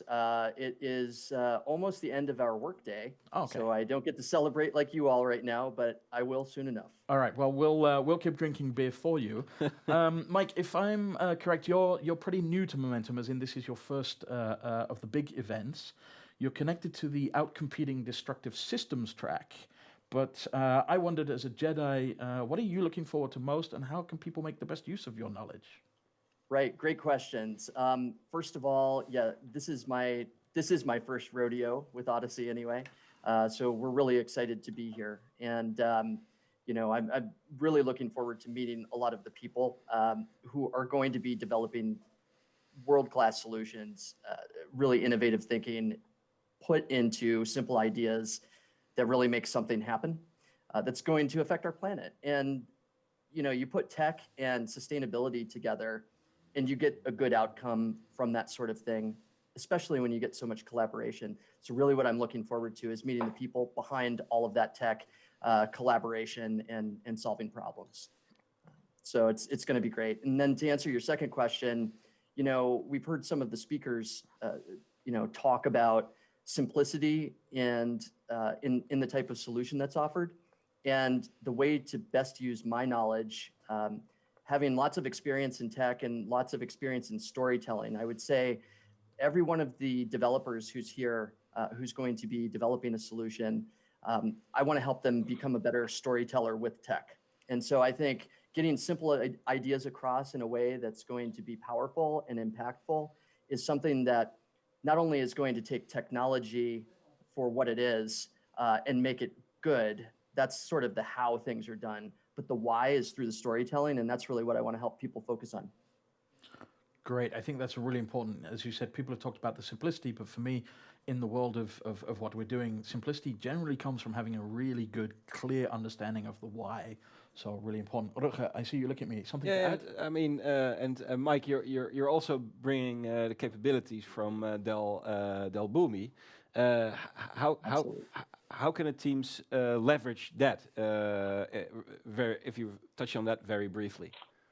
Yeah, thanks for that too. So we bring a low-code solution or a no-code solution to the mix, and a lot of the teams will have their own tool chains already developed. But for those of you who want to expand your knowledge into something that is all about speed of development time and design time, that's where a low-code approach comes in. So one way that we can help Rutger is front-end and back-end development through a low-code sort of interface. So we're prepared to help with that too. Yeah, especially when it comes to putting data sources together within an application, right? 100%. That's your specialty. Great to hear from you, Mike. I'm so happy to have you and obviously Del Boomy on board. If it's okay with you, I'm going to move straight over to the last of our three Jedi in this call, and that is Gilles Gravier. Gilles, are you online, sir? Yeah, can you hear me? There he is. I can hear you and I can see you. What a fantastic pair of spectacles, sir. And sorry for the last minute audio change. My desktop connection crashed and I had to reboot the team. I hope it looks like I'm happy. I don't know. As long as you can hear me, that's the most important thing. Yeah, I can hear about 3.5 words out of 5, so I'm hoping that improves slightly. To help you out whilst you're struggling with the sound issues, I'll do the promo for the open source workshop / Ask Me Anything that I believe you're going to be giving at the very end of this, so in about 15-20 minutes or so. And in touching base a few weeks ago, Neil Smith from Yes Delft was talking about why open source is really, really important. Rutger, you touched on it already when we were talking to, I think it was Nina and Ed earlier on about how, you know, in these complex situations, trust is important, and open source is a way of at least demonstrating that or working with it. And open source is your thing, Gilles, is that correct? Absolutely. If you can more than one word out of every words, I'll be helping the teams on their open source choices. Let's say strategies. Usually, what I use in large organizations, helping them figure out and why they should be doing open source. Helping them with license choices, and if they're looking already at a business model, help them with a business model.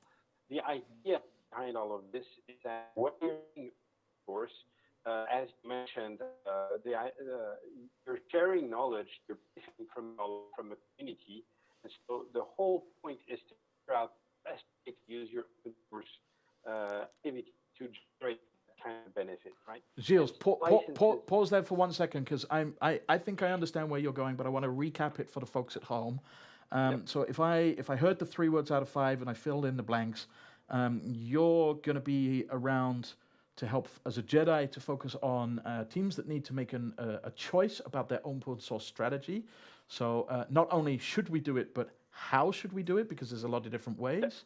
And you also add in, don't forget about the business model side of things, because of course, going open source does not mean you can't make money. It means you have to think about doing it in different ways. Is that right? Yeah. Can you hear me better now? That sounds much better. Welcome. Yay. Okay. So I can disconnect from, sorry, you see 2 of me probably. No, I only see 1 of you, so don't worry about the tech. Okay, good. So yeah, indeed, finally got it connected. It's when you decide, again, I'm not saying that open source is the only way to do things. I prefer open source. It makes a lot of sense in most cases, but there are cases where people will want to keep some of the algorithms, you know, confidential if the algorithm is their main the secret IP. sauce. It could be their main secret sauce, or you know, like an optimization that they don't want to share with the rest of the world.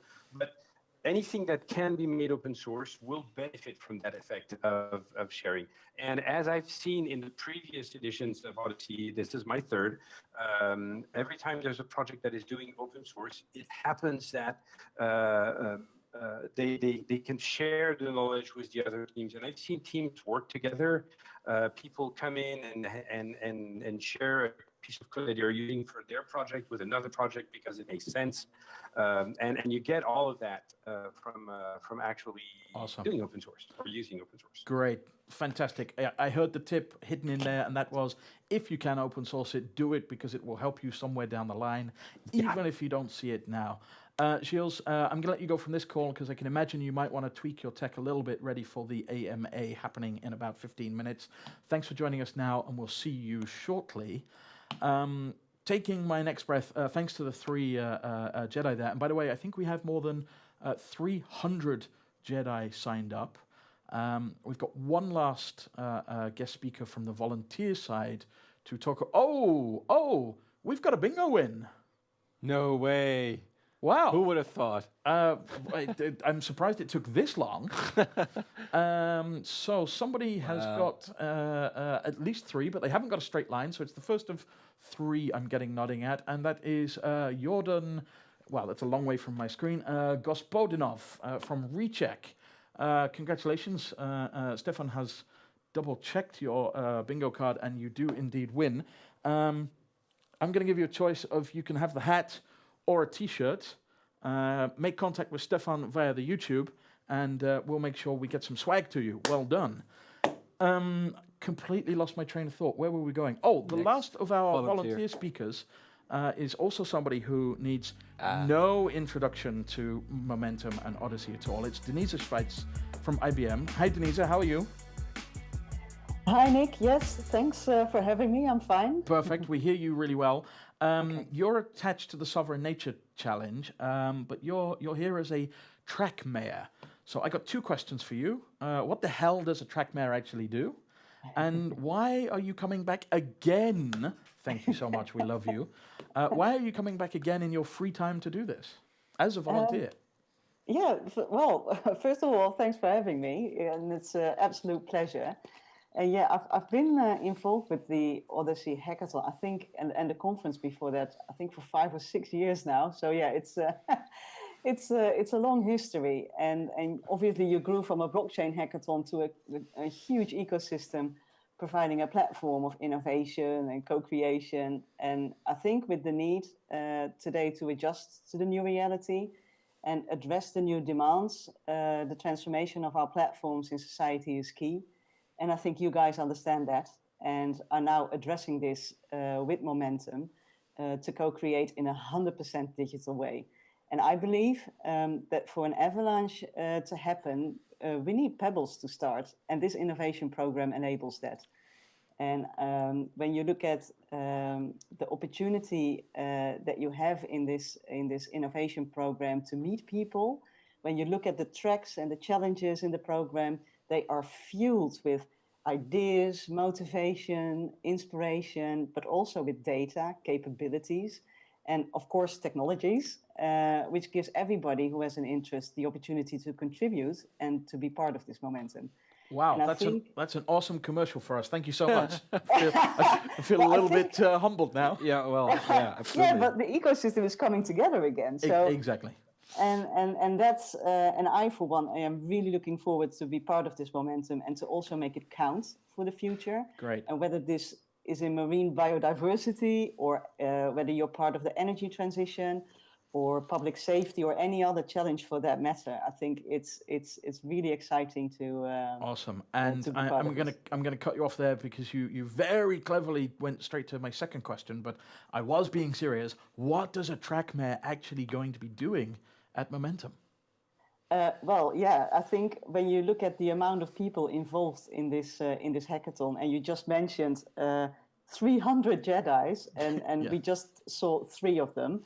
I think the role of the track mayor is mainly about supporting the teams in a track on the process and the flow during the weekend. So as Rutger mentioned, there will be 7 chapters to get through, so 7 times 7 hours. And I can imagine, also looking at the previous editions, time is flying by. And the track mayor is also there to remind the teams, for example, to think about how to increase the size of their ecosystems that you mentioned earlier and the wow factors that you're going to get, because that contributes the good feeling that they need to keep up during this weekend with each other and also to keep focused on building the solutions that they're working on. So, and also the track mayor is there for questions that they might have on the program, maybe the guidance, the rules, the process, and to also, when they have certain questions, point them into the right direction to find the Jedi that they need. Yeah. And to reach the sources available to them to basically increase the quality of their ideas and solutions. So in short, the track mayor is the gatekeeper closest to the teams. And yeah, it's a fantastic role to be in. I was there last year as a track mayor, and it was also good fun. Yeah. And I think you hit the nail on the head right there with that last part, and that is that as a track mayor, yes, you're very, very close to the team and the challenge leads, of course, but you also have access and knowledge, and we do all sorts of preparation to help you help those teams connect to things that they just don't even necessarily know exist within the ecosystem, et cetera, et cetera. I'm completely out of time. Thank you so much for joining us again this evening, and I look forward to seeing you in 2 weeks. Okay, I look Great. forward to it too. Thank you, Thanks Nick. so much. See you, Denise. We're almost there. I'm doing okay on my time. We're gonna run just a little bit late, but it's gonna be worth it because don't forget, somebody might still win the grand prize on the bingo. We've got to do the reveal of the track badges, but I'm not doing that before we introduce our last guest of this evening, and that is a lady dialing in from New York. She's coming on my screen now. I'm hoping she can hear me as well. I'll know that when she says something to me. Hello. Hello. Hey, What Gina. a great introduction. Ladies and gentlemen, this is Gina Burnett, dialing in from New York from Burnett International. Gina, you know what? You can introduce yourself far better than me. Who are you? What is the menu? That's not fair. Everybody else got an introduction. Go for it, Nick. Oh, wow, that really puts me on the spot because I haven't got a clue. No, honestly, I've known Gina for about 45 minutes, 44 of which was yesterday, and okay, maybe 10 minutes a week ago. Gina does some amazing stuff with coaching. Lots of people all around the world, some very, very high-level profile clients. And if I summarize it, it's coaching about communication, but so much more than I could do justice right now. Gina, please help me out of this hole and tell us what the menu is. All right. Well, Rutger, this is all your fault. But Yeah. What the menu is, since I was going to be in person with you all, as you know, was I was going to work on empathy and connection and team building. My original hope was I would be there watching teams work and kind of get a sense of when things were perhaps a little bit iffy or challenging or complex and there was some friction. And I originally was going to have, I thought, a room I could take people in and do some very interesting physical work. But obviously with that not happening, I came up with the idea of the menu, which because people would be working alone, these same kinds of things happen. We get stuck, we get tired, we get irritable, we can't understand a colleague. So I created a menu of about, I think, how many are there? 15 or 20 somewhat.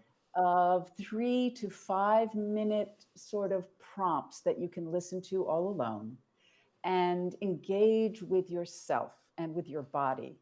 Because I think one of the things that is very interesting about all of the people who were there are they're very smart and they're head people, but we forget that this instrument that we live in actually can have a huge impact on our thinking and on our problem solving.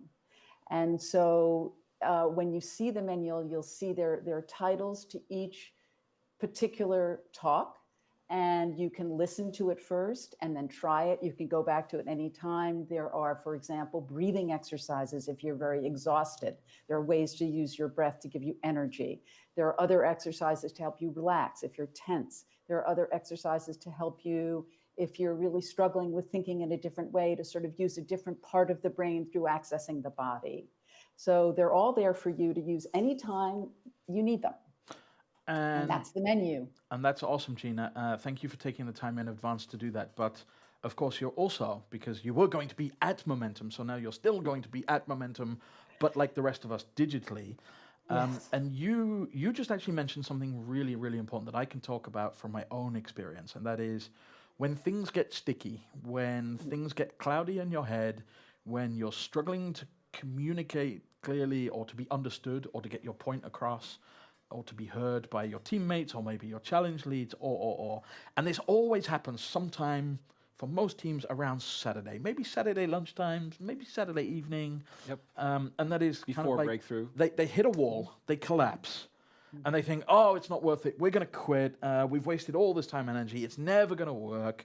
And then usually we have some coaches that can help them rethink, look at it from a different perspective. We take them out for a walk, or sometimes we get a beer or play soccer or whatever it is, and something unsticks. And then, as Rutger just alluded to, something magical comes afterwards. Mm-hmm. And you were explaining to me yesterday when we were preparing, because I was explaining this to you from the world of innovation and hackathons. I've done more than 100, and you said, "Wow, That's exactly the same as happens in your world where you came from, which was theatre.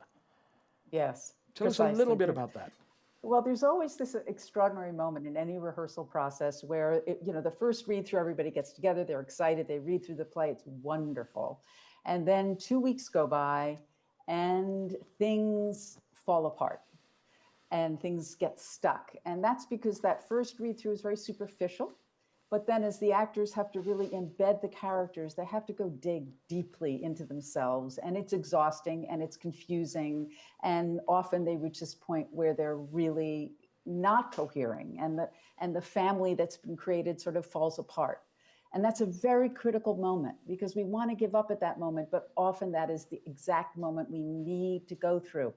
It's sort of like, the descent into Hades in Greek mythology. And it is the hero's journey. And how you move through that is very critical. So the other thing I will be offering are, and you have to tell me how they reach out to me, because I don't know this yet, but when a team needs me, I also have exercises that I can do with them. Even though they'll be coming from different parts of the world, I can talk teams through ways to both innovate, to play, to be creative again, to get out of their heads, back into their bodies. And I can also work with them on hearing, where are they stuck? What's happening? And sort of translate that for them and bring it back into more simple terms. I mean, it's so interesting how many times today I've heard the words trust and open source and the innovation of kids. Simplicity. All of these things, and simplicity. So how can I hear what the struggle is? How can I hear the idea and put it in terms that are very clear, because clarity is essential to get your thoughts from here into someone else's head. Yeah. So I have these two things, the menu, which you can do by yourself. And then if a team needs me, you can call on me. We have to set up the times because I'm in the United States, but, find a way where I can, work with the team to both recreate, reinvent, have fun, have play, recreate trust, all kinds of exercises to enable that. That's awesome. And one of the things you were saying to me that is also part of your work is helping people to really get to the essence. So that simple, that word simple that we've heard through various different people this evening, that's one of your specialties, isn't it? It's taking complex things and basically asking a whole bunch of, let's just call them questions for now. You have tools and techniques and methods to get right down to the distillation of, oh, wait a minute, you mean this? For that, by doing this, and we should do that because, and then it's kind of like, aha. And we've heard that from several of our ecosystem members today, that being able to make it that simple for somebody who doesn't share perhaps your technical expertise is really important. But of course, when you're a techie, understanding what a non-techie understands is impossible. Right. You can't unremember. And the fun part is with Gina. I've experienced this myself when I was with the Singularity faculty in San Francisco. Getting training from Gina is with each and every one of the speakers. You, I have to say, you're live here.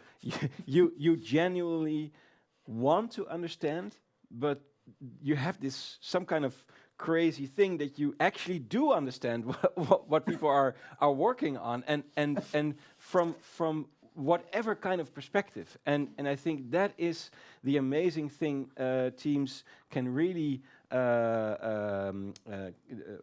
work on with you, is that they can trust that you truly want to understand and will understand, but they might have to work with you in order to reach there, but when they are there, it'll be worth it. They are like, whoa, it's actually pretty cool what we're building, right? So it's not about this tech anymore. It's about this human thing you are trying to achieve, and that's what this is all about. Well, it's funny because I one of my regrets was that I never became an incredible specialist in something. I don't know the kidney inside out, but actually becoming a generalist was a good solution for me because I'm very curious and I listen.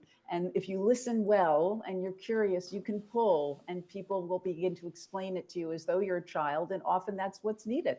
tell it to a 10-year-old, which is basically what I am, a curious 10-year-old stuck in an old body at this point.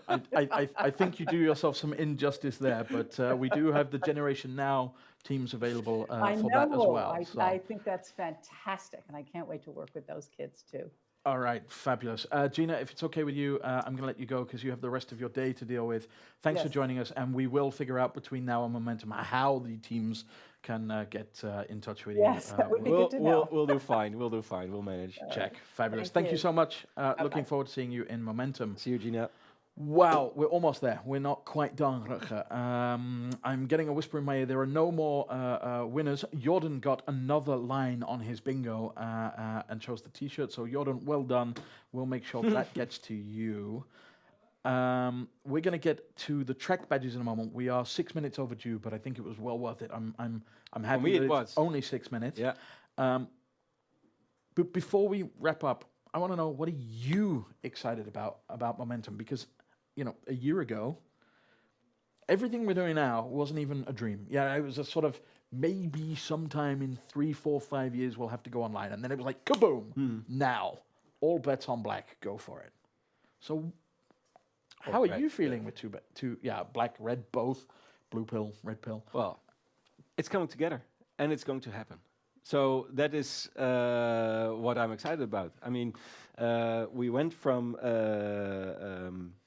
in the getting ready, from showing what we can do within Momentum, within the software, whether it was 5 people in there, 10 or 2,000, it could have happened already today. Of course, we're finishing this environment to be ready halfway November, but then, as we have seen all the speakers, we can already say Momentum has started. It was gathering, but we are already on the doorsteps of it.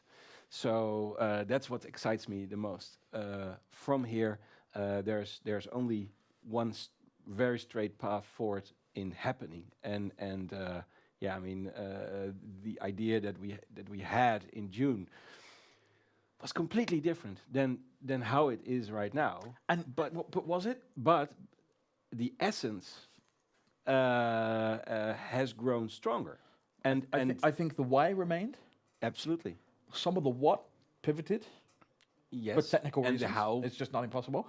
But the how changed a lot to get back to where the original essence was. We went through a lot of reinventing, and we went through a lot of, let's say, moments where we were pretty stuck in thinking about how the hell are we going to do this. In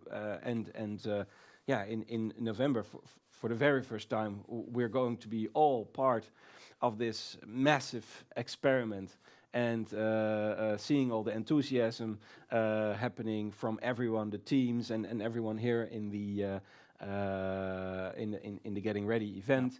Also, the people we haven't spoken to, but we know that they are preparing, whether they are challenge leads, stakeholders, Jedi, volunteers. It's we will see each other at Momentum. Do you know what strikes me? It's 2 weeks until 2 weeks tomorrow. Until we open the doors, so to speak, right? Yes. It's Thursday night now, so 2 weeks from now we'll be doing Arrival. 2 weeks tomorrow we'll be opening the doors. It's coming so fast, which is good. But you know what?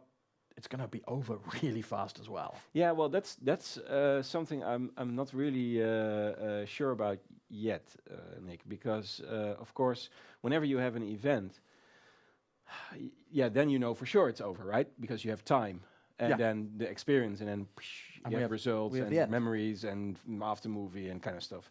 But here, Momentum is still there, right? You don't have to throw it away in the bin. So when we've had this experience, we will be engaging with all the different roles of users, teams, challenge partners, everyone. We will learn a lot from this very first time, and then we want to see what we can do with that. So to recap that, the weekend of Momentum will finish. Yes, that will finish on Monday. That is the premiere However, that's actually the opening of Momentum as a perpetual thing. As a online mass collaboration arena, the question is how? Well, yeah, and the question is why would we ever close that? So we're going to leave that. I've got a whisper in my ear. I just said there were no more bingo wingers, but actually there was. I see on the screen in front of me, Aidan got a horizontal line with product, governance, multi-stakeholder problem, offline, and framework. I'm pretty sure Rutger said all of those. So well done, Aidan. You can choose what you want from the T-shirt or the hoodie or the other The hat. boxer shorts. There are 2 pairs of boxer shorts. And only 2 in the world. So if you want one of these, Rutger will wear the other ones during Momentum. We'll try to get them to you on time, and we'll get that on video. You hope I will wear them. Yes. Enough beer, anything can happen. I want to talk about the track badges, because this is something I promised at the beginning. I hope that we've got a very short clip where we can reveal the track badges to all the folks at home live or tuned in, because of course this will be on YouTube in about 10 minutes from now. Can we roll the track badges with a bit of a drum roll? Here they come. I didn't get a chance to put some music behind it, so we got Nature 2.0, Self-Sovereign Identity, Conflict Prevention, Outcompeting Destructive Systems, Public Safety Security, Opening Up Real Estate, Conscious Cities, Sovereign Nature, Energy Singularity, Fossil-Free Future, Generation Now, the Internet of Logistics, 2 challenges, and Healthcare. That is Momentum 2020 all wrapped up.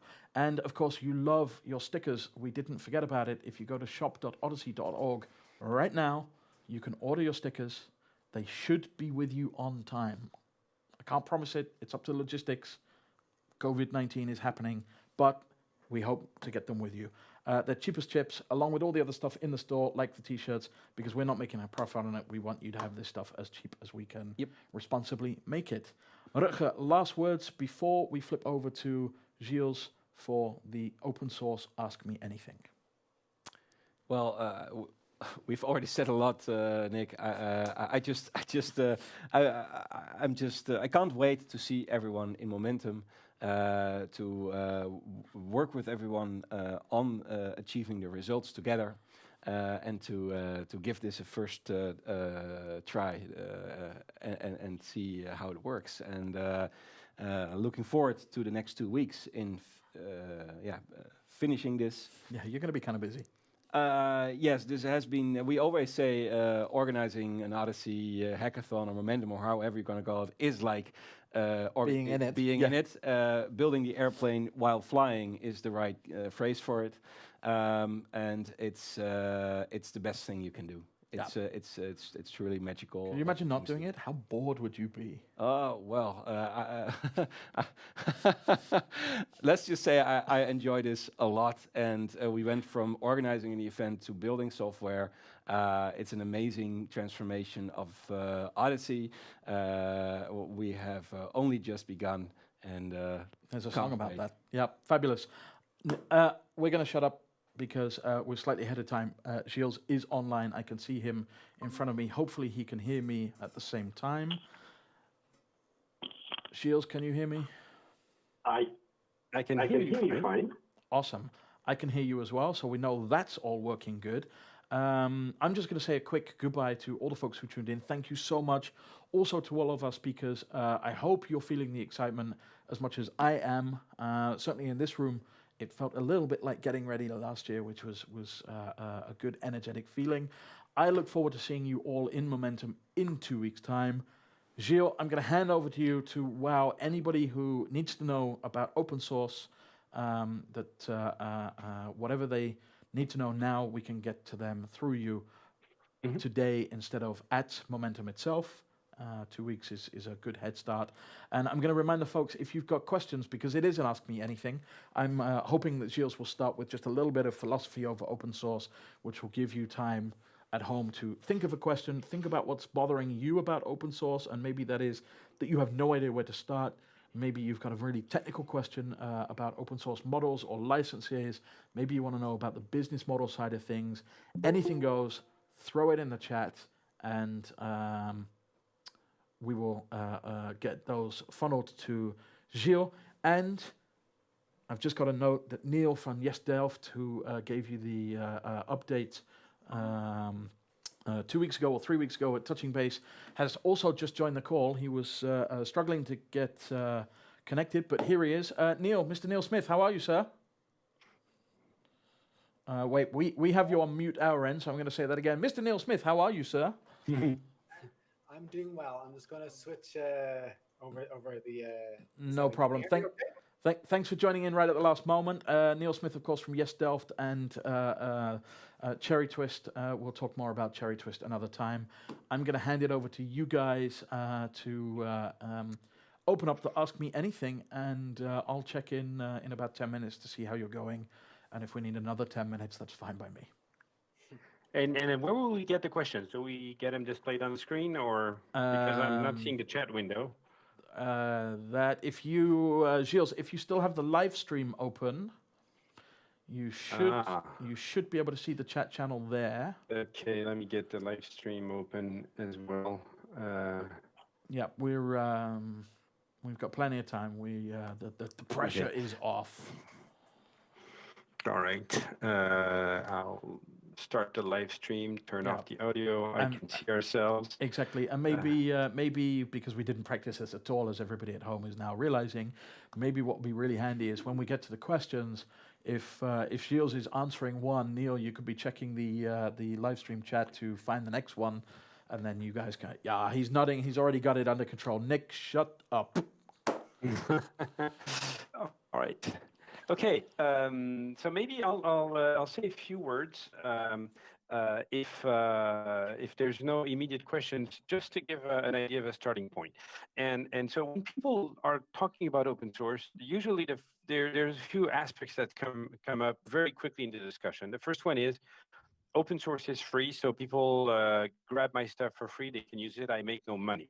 So one of the questions people are going to ask themselves is, how do I make money with open source? What is my business going to be? And so we can talk about this kind of question if you want.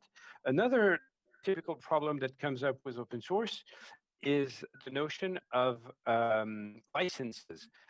Open source software is governed by a license that says what people can do with it. As users, usually it says you can do anything you want as a user, but it also says, as a developer using my open source code, what the developer is obliged to do in terms of sharing back what they've made, the kind of modifications they might have made, stuff they added. So for example, if I create a very fancy open source library and make that available, and somebody uses this library, they might have to share all of their code as open source if my license is called a strong copyleft license.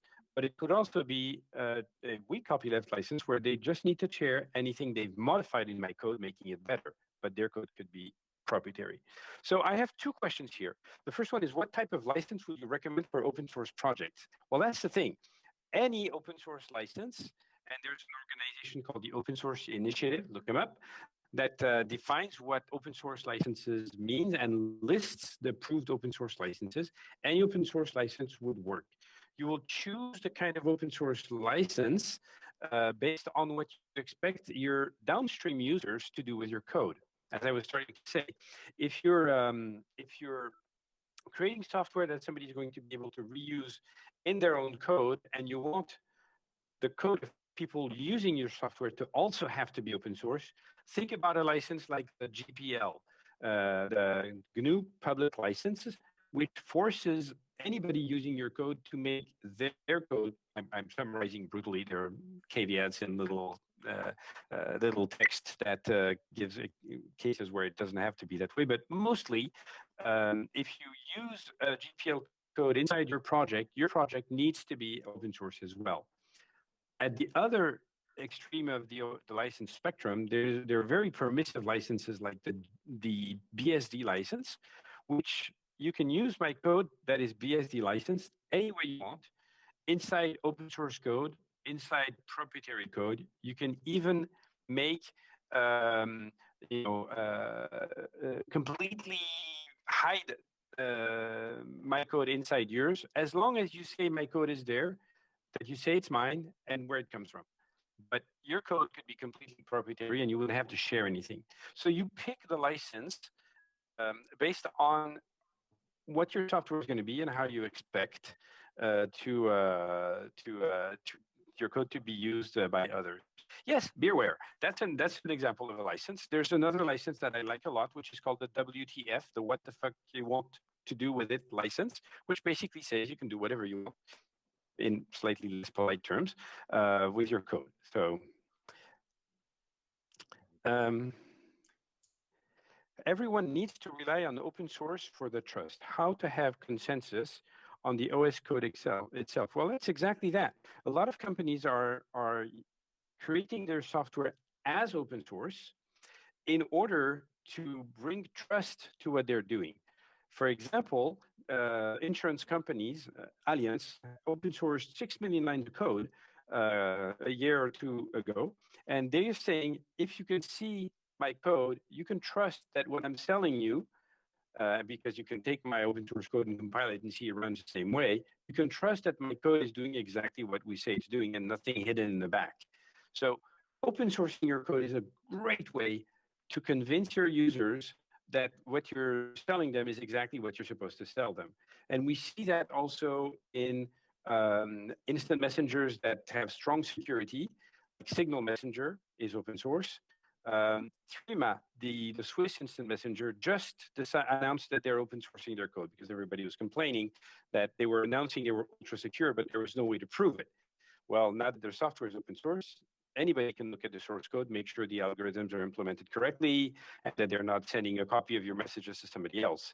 So open source is a great way to bring trust to the software you're developing so that other people can actually trust you. And if I just add in a little bit onto that, so we've gone through the journey with Cherry Twist over the last 3-4 months, trying to choose which open source license we want to go on to. And that ties a little bit to the question of what type of license, sort of about when you should start thinking about your open source license. I think it starts at the very start, as soon as you can, basically, because the goals you have for the code you're creating and what you're trying to do can be will very much influence the license you choose. So when we were kicking off Cherry Twist, we had the goal that we wanted to establish a vibrant community around, creating a platform for managing complex challenges. So in the end, we landed on a license, EUPL, which has weak copyleft, so weak obligations on people to feed forward any modifications they make to the code if they actually make it public as well as open source, which is a conscious choice to help make sure that the community builds up around that particular open source project. If you're a corporate and you want to generate trust in your code, you would make a different choice. If you're trying to pool resources, you might go more towards the more permissive side, as Gilles was saying. So, as soon as you can start seeing the implications of what license you choose, do start thinking through what your open source strategy will be. Cool. Thanks, Neil. Absolutely. You're right. There's an interesting question here from somebody called CHR Ham. He's saying GPL is tricky because distributing software does not include making it available as a software as a service. If someone takes your GPL project and offers a modified version as software as a service, they don't have to publish. Absolutely. And this is why a few years back, a team of people created a license called the AGPL, as in Affero GPL. I'm going to list that in the chat window. AGPL, Affero GPL, which aims at correcting that. The Affero GPL, the AGPL, basically says, I'm the same as GPL, but I consider distribution also as a service, rented or loaned.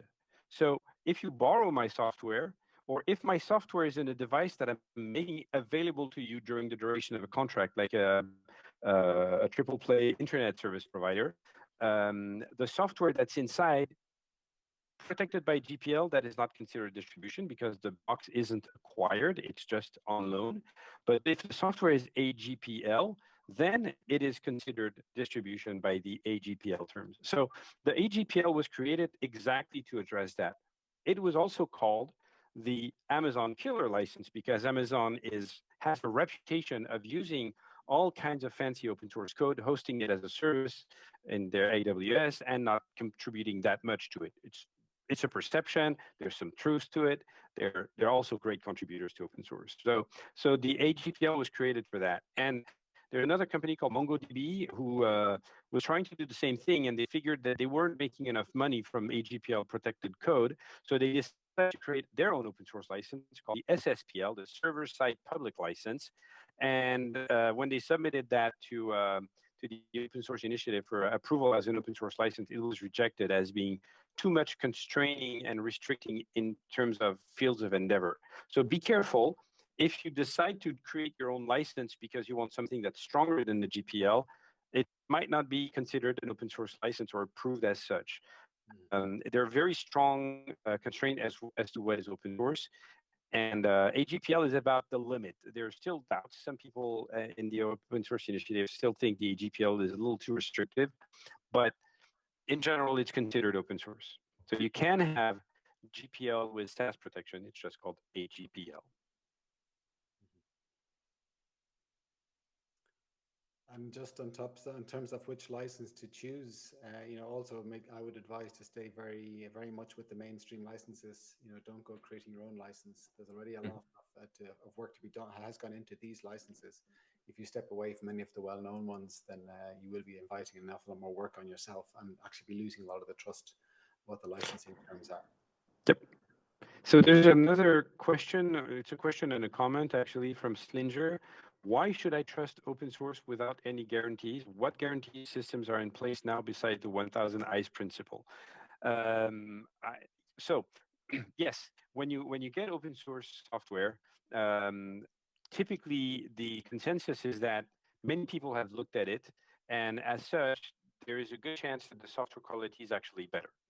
In fact, up until 2016, there was a company called Coverity that did a survey of open source software. And when they measured the software quality in terms of bugs per 1,000 lines of code, they found that open source and proprietary were in the same ballpark. Proprietary had 0.7 something bugs per 1,000 lines of code, and open source had 0.61, which is slightly better, even though it's still in the same range, right? A couple of percent difference. But the actual measurement shows that open source software code quality tends to be better than proprietary. The real benefit. The real benefit is not software quality or even software security. It's ballpark. But the real benefit is that remediation happens faster with open source. When there's a bug that gets discovered, it's get discovered in public and publicized. And very often, the person who discovered the bug also proposes a fix. There's a horror story that happened when I was at Sun Microsystem and we open sourced Solaris, Solaris 10 at the time. 2 days after it was made open source, somebody wrote to us and said, there's a huge bug in login. If you type this string at the login prompt, you become root. There was a buffer overflow. And the person who submitted that, which was really bad because anybody could log in as root on any system from a telnet connection or a serial connection, it was bad.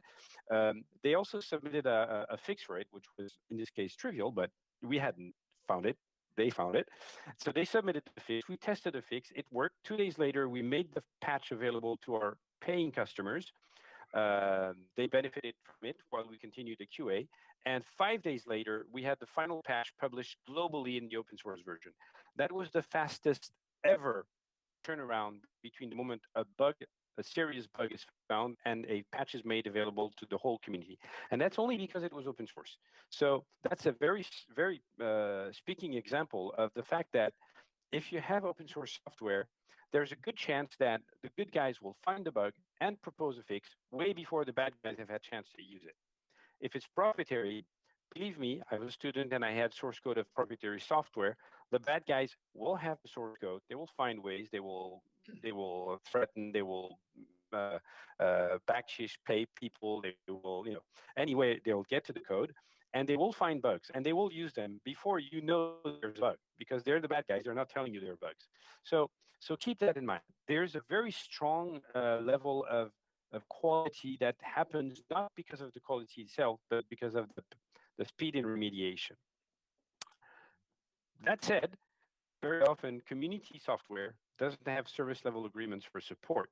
So if you're using community software and you want a bug fixed, it doesn't work as easily as when you're using a vendor-provided software, because you can't email a community saying, I need this bug fixed by tomorrow because I'm in the middle of my Christmas sales and I want my shop to work perfectly.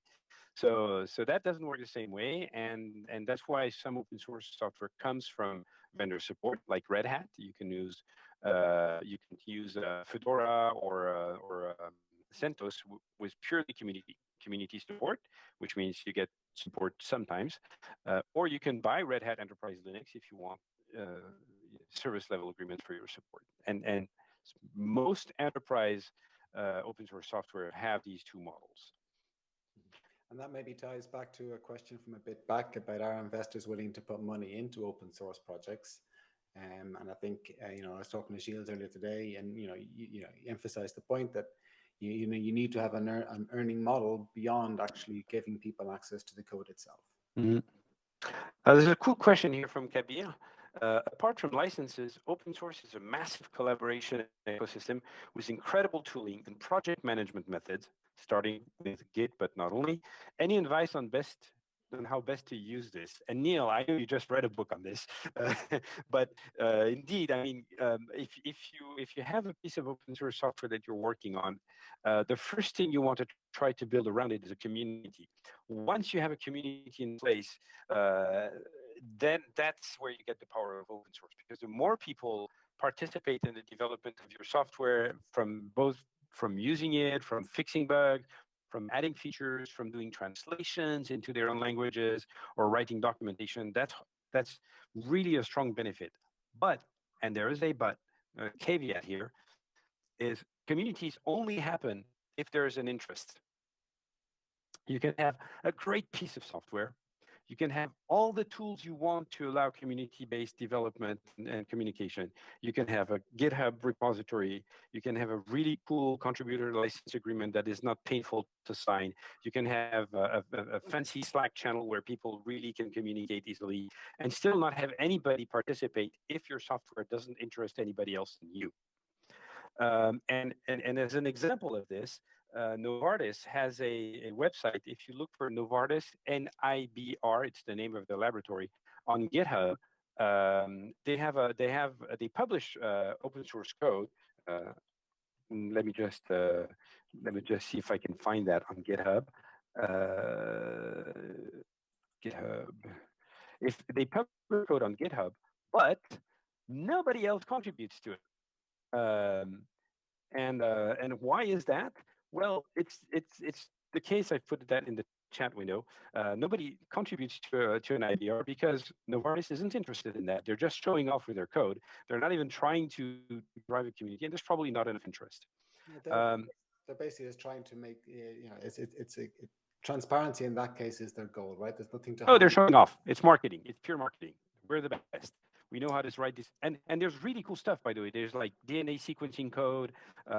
It's fancy stuff, but they're not trying to get contribution. Actually, MongoDB is the same. The CEO of MongoDB answered once in an interview by saying, "We are not interested in people contributing to MongoDB. We only made it open source, and it's not even open source now because the license isn't considered open source. It's considered a source code available license. They said we're only making it open source to drive adoption. We want people to try it easily, but the moment they're going to use it for business, they have to pay. The license is such that you cannot use MongoDB any other way than using a commercial version if it's for a business project. And that sucks. So that's why people don't like their license and don't consider it's open source, because the license basically says you cannot use my project for a commercial you cannot use MongoDB for a commercial project. You have to buy the commercial license.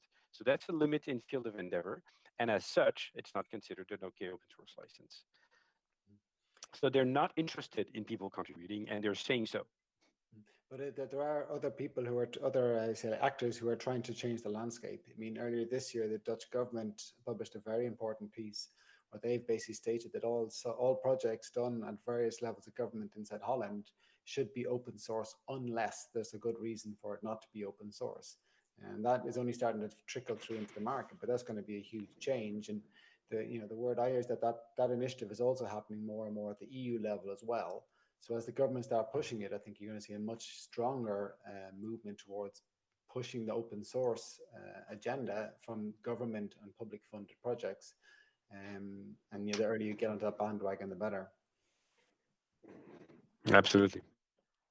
Yeah, and their goals are, transparency and trust, and amortization, sharing of costs and resources around getting the actual software developed. Mm-hmm. So this is a super interesting point, Neil, that you make, and that I want to stress for everybody here in the audience. When you choose that you're going to be open source, make sure that you know why you're doing open source. What do you expect out of your open source strategy? Why are you open sourcing your code? Do you want to drive trust? Do you want to drive adoption? Do you want to drive participation? Do you want to have a business model that leverages the community? Do you want to help the world be a better place by sharing code? For example, the Geneva state government is open sourcing their code, and they're doing this because as a government, everything they do that is funded by the public belongs to the public. So if it's source code that they're developing funded as a government is always by the public, then source code should belong to the public. The British, actually, another example which is really fun, the British HMRC, which is the tax authority in the UK, has the exact same charter. If you search on the internet for the charter of HMRC, they say exactly the same thing. They say the code we develop belongs to the public, so we're making it open source. They have a GitHub repository. If you look at the GitHub repository, it's really fun because you have people from HMRC who are contributing. That's normal, that's to be expected. You have people from system integrators who are contributing, probably hired by HMRC, so I'm not surprised at that. And then you have individual citizens, which have nothing that links them, at least not in an evident way, to HMRC or a system integrator. These people are just making the software better so that they can pay their tax better, which is like, guys, to be serious, but it's actually that, they're doing this because they think there's an interest in making society better, which is the only reason I can find for contributing to the tax platform of my country, So you have to think about it. What is your strategy? What are your objectives of making your code open source? And once, oh, by the way, another great benefit of open source, which is actually the first one my customers tell me is their benefit, is innovation. I see a lot of companies go into open source because they think it's going to be cheap. Then it's the mistake because it doesn't necessarily mean cheap, but they realize that it's a huge, fantastic way to drive innovation. Because as Bill Joy, the founder of Sun Microsystems, said once, innovation happens elsewhere. The only way you can have vast amount of innovation in your code is if you have ideas coming in from outside the box, from elsewhere. And that's the open source community. The people who use your code and who aren't stuck with your own ideas, but actually come up with a really crazy idea of their own because they live in a different country with a different culture and have a different use case that you never would have thought of, and they code it for you, and then you look at it and say, yeah, actually, that's right. It might make sense. So you merge that into your tree and you add a new functionality that nobody ever thought of in your team. So think about it. Open source is also an amazing innovation mechanism. It's also a great way to attract talent. I've seen companies lose developers, attract and retain talent. I've seen companies, which I won't name, lose developers because the policy internally said that they weren't allowed to contribute to an open source project that is being used by the company. So the guy, the developer, actually left a really fancy Swiss company with very high Swiss salaries to join a nonprofit foundation, Wikipedia, to continue contributing to Wikipedia. And my customer came to me and said, Gilles, what the hell happened? Why did they leave? They're going for a miserable salary. And I said, they're doing this because it makes sense for them. It's the right thing to do. Salary is good for them as long as they can live with the money, and they're not necessarily looking. Not everybody's looking to make shitloads of money. So enabling your developers to contribute to open source project, and that's important once your project grows, or if you're part of a corporation and you merge a project back into your larger organization. Encouraging the people to contribute to open source makes for happy developers. Yeah. And maybe I'll kind of take a question from the line here from Zuidam, who says, do you only see scope for creating a value chain on top of open source? where developers and projects get incentivized. And I would make a very clear distinction between the open source aspect of the code that runs a platform versus the value or whatever else gets transferred or that platform does. The classic example of that, of course, is Bitcoin, where all the code is completely open source and a lot of people are highly motivated intrinsically to contribute to it, but the value gets transferred on top of the platform separately from the actual open source itself. Yeah, and by the way, there's another way to incentivize a project. There are crowd sourcing platforms that exist, like Topcoder, where you can have your open source project somewhere, and if you need the development of a particular piece of code, a functionality, a library, a set of tools, you can create a challenge on Topcoder with a reward, and then people can compete to provide the code for that. And the project that the team that wins gets the reward money. This is interesting. It's a great way to drive visibility to a project. It's also a very dangerous way to do so, because if you start educating your community that they'll get paid for contributions, the moment you stop paying, you stop doing those challenges, your community might lose interest in doing that. So you don't necessarily want to use that too much, but it might be an interesting way to do one or two challenges like that to drive visibility. Okay, Jay, I have no idea what that question means. This is ODI or OCN or CMC. What is that? Anybody has an idea what he's talking about? Beyond me.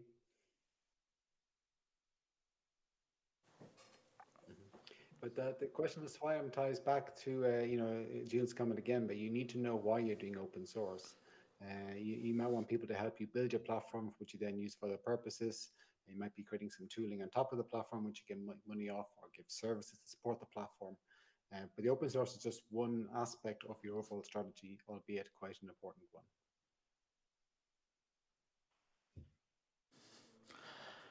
Okay. Niels, Gilles, I can hear a lull, and I've been watching the chat as we were going, so I saw that you were caught up with all of the questions so far.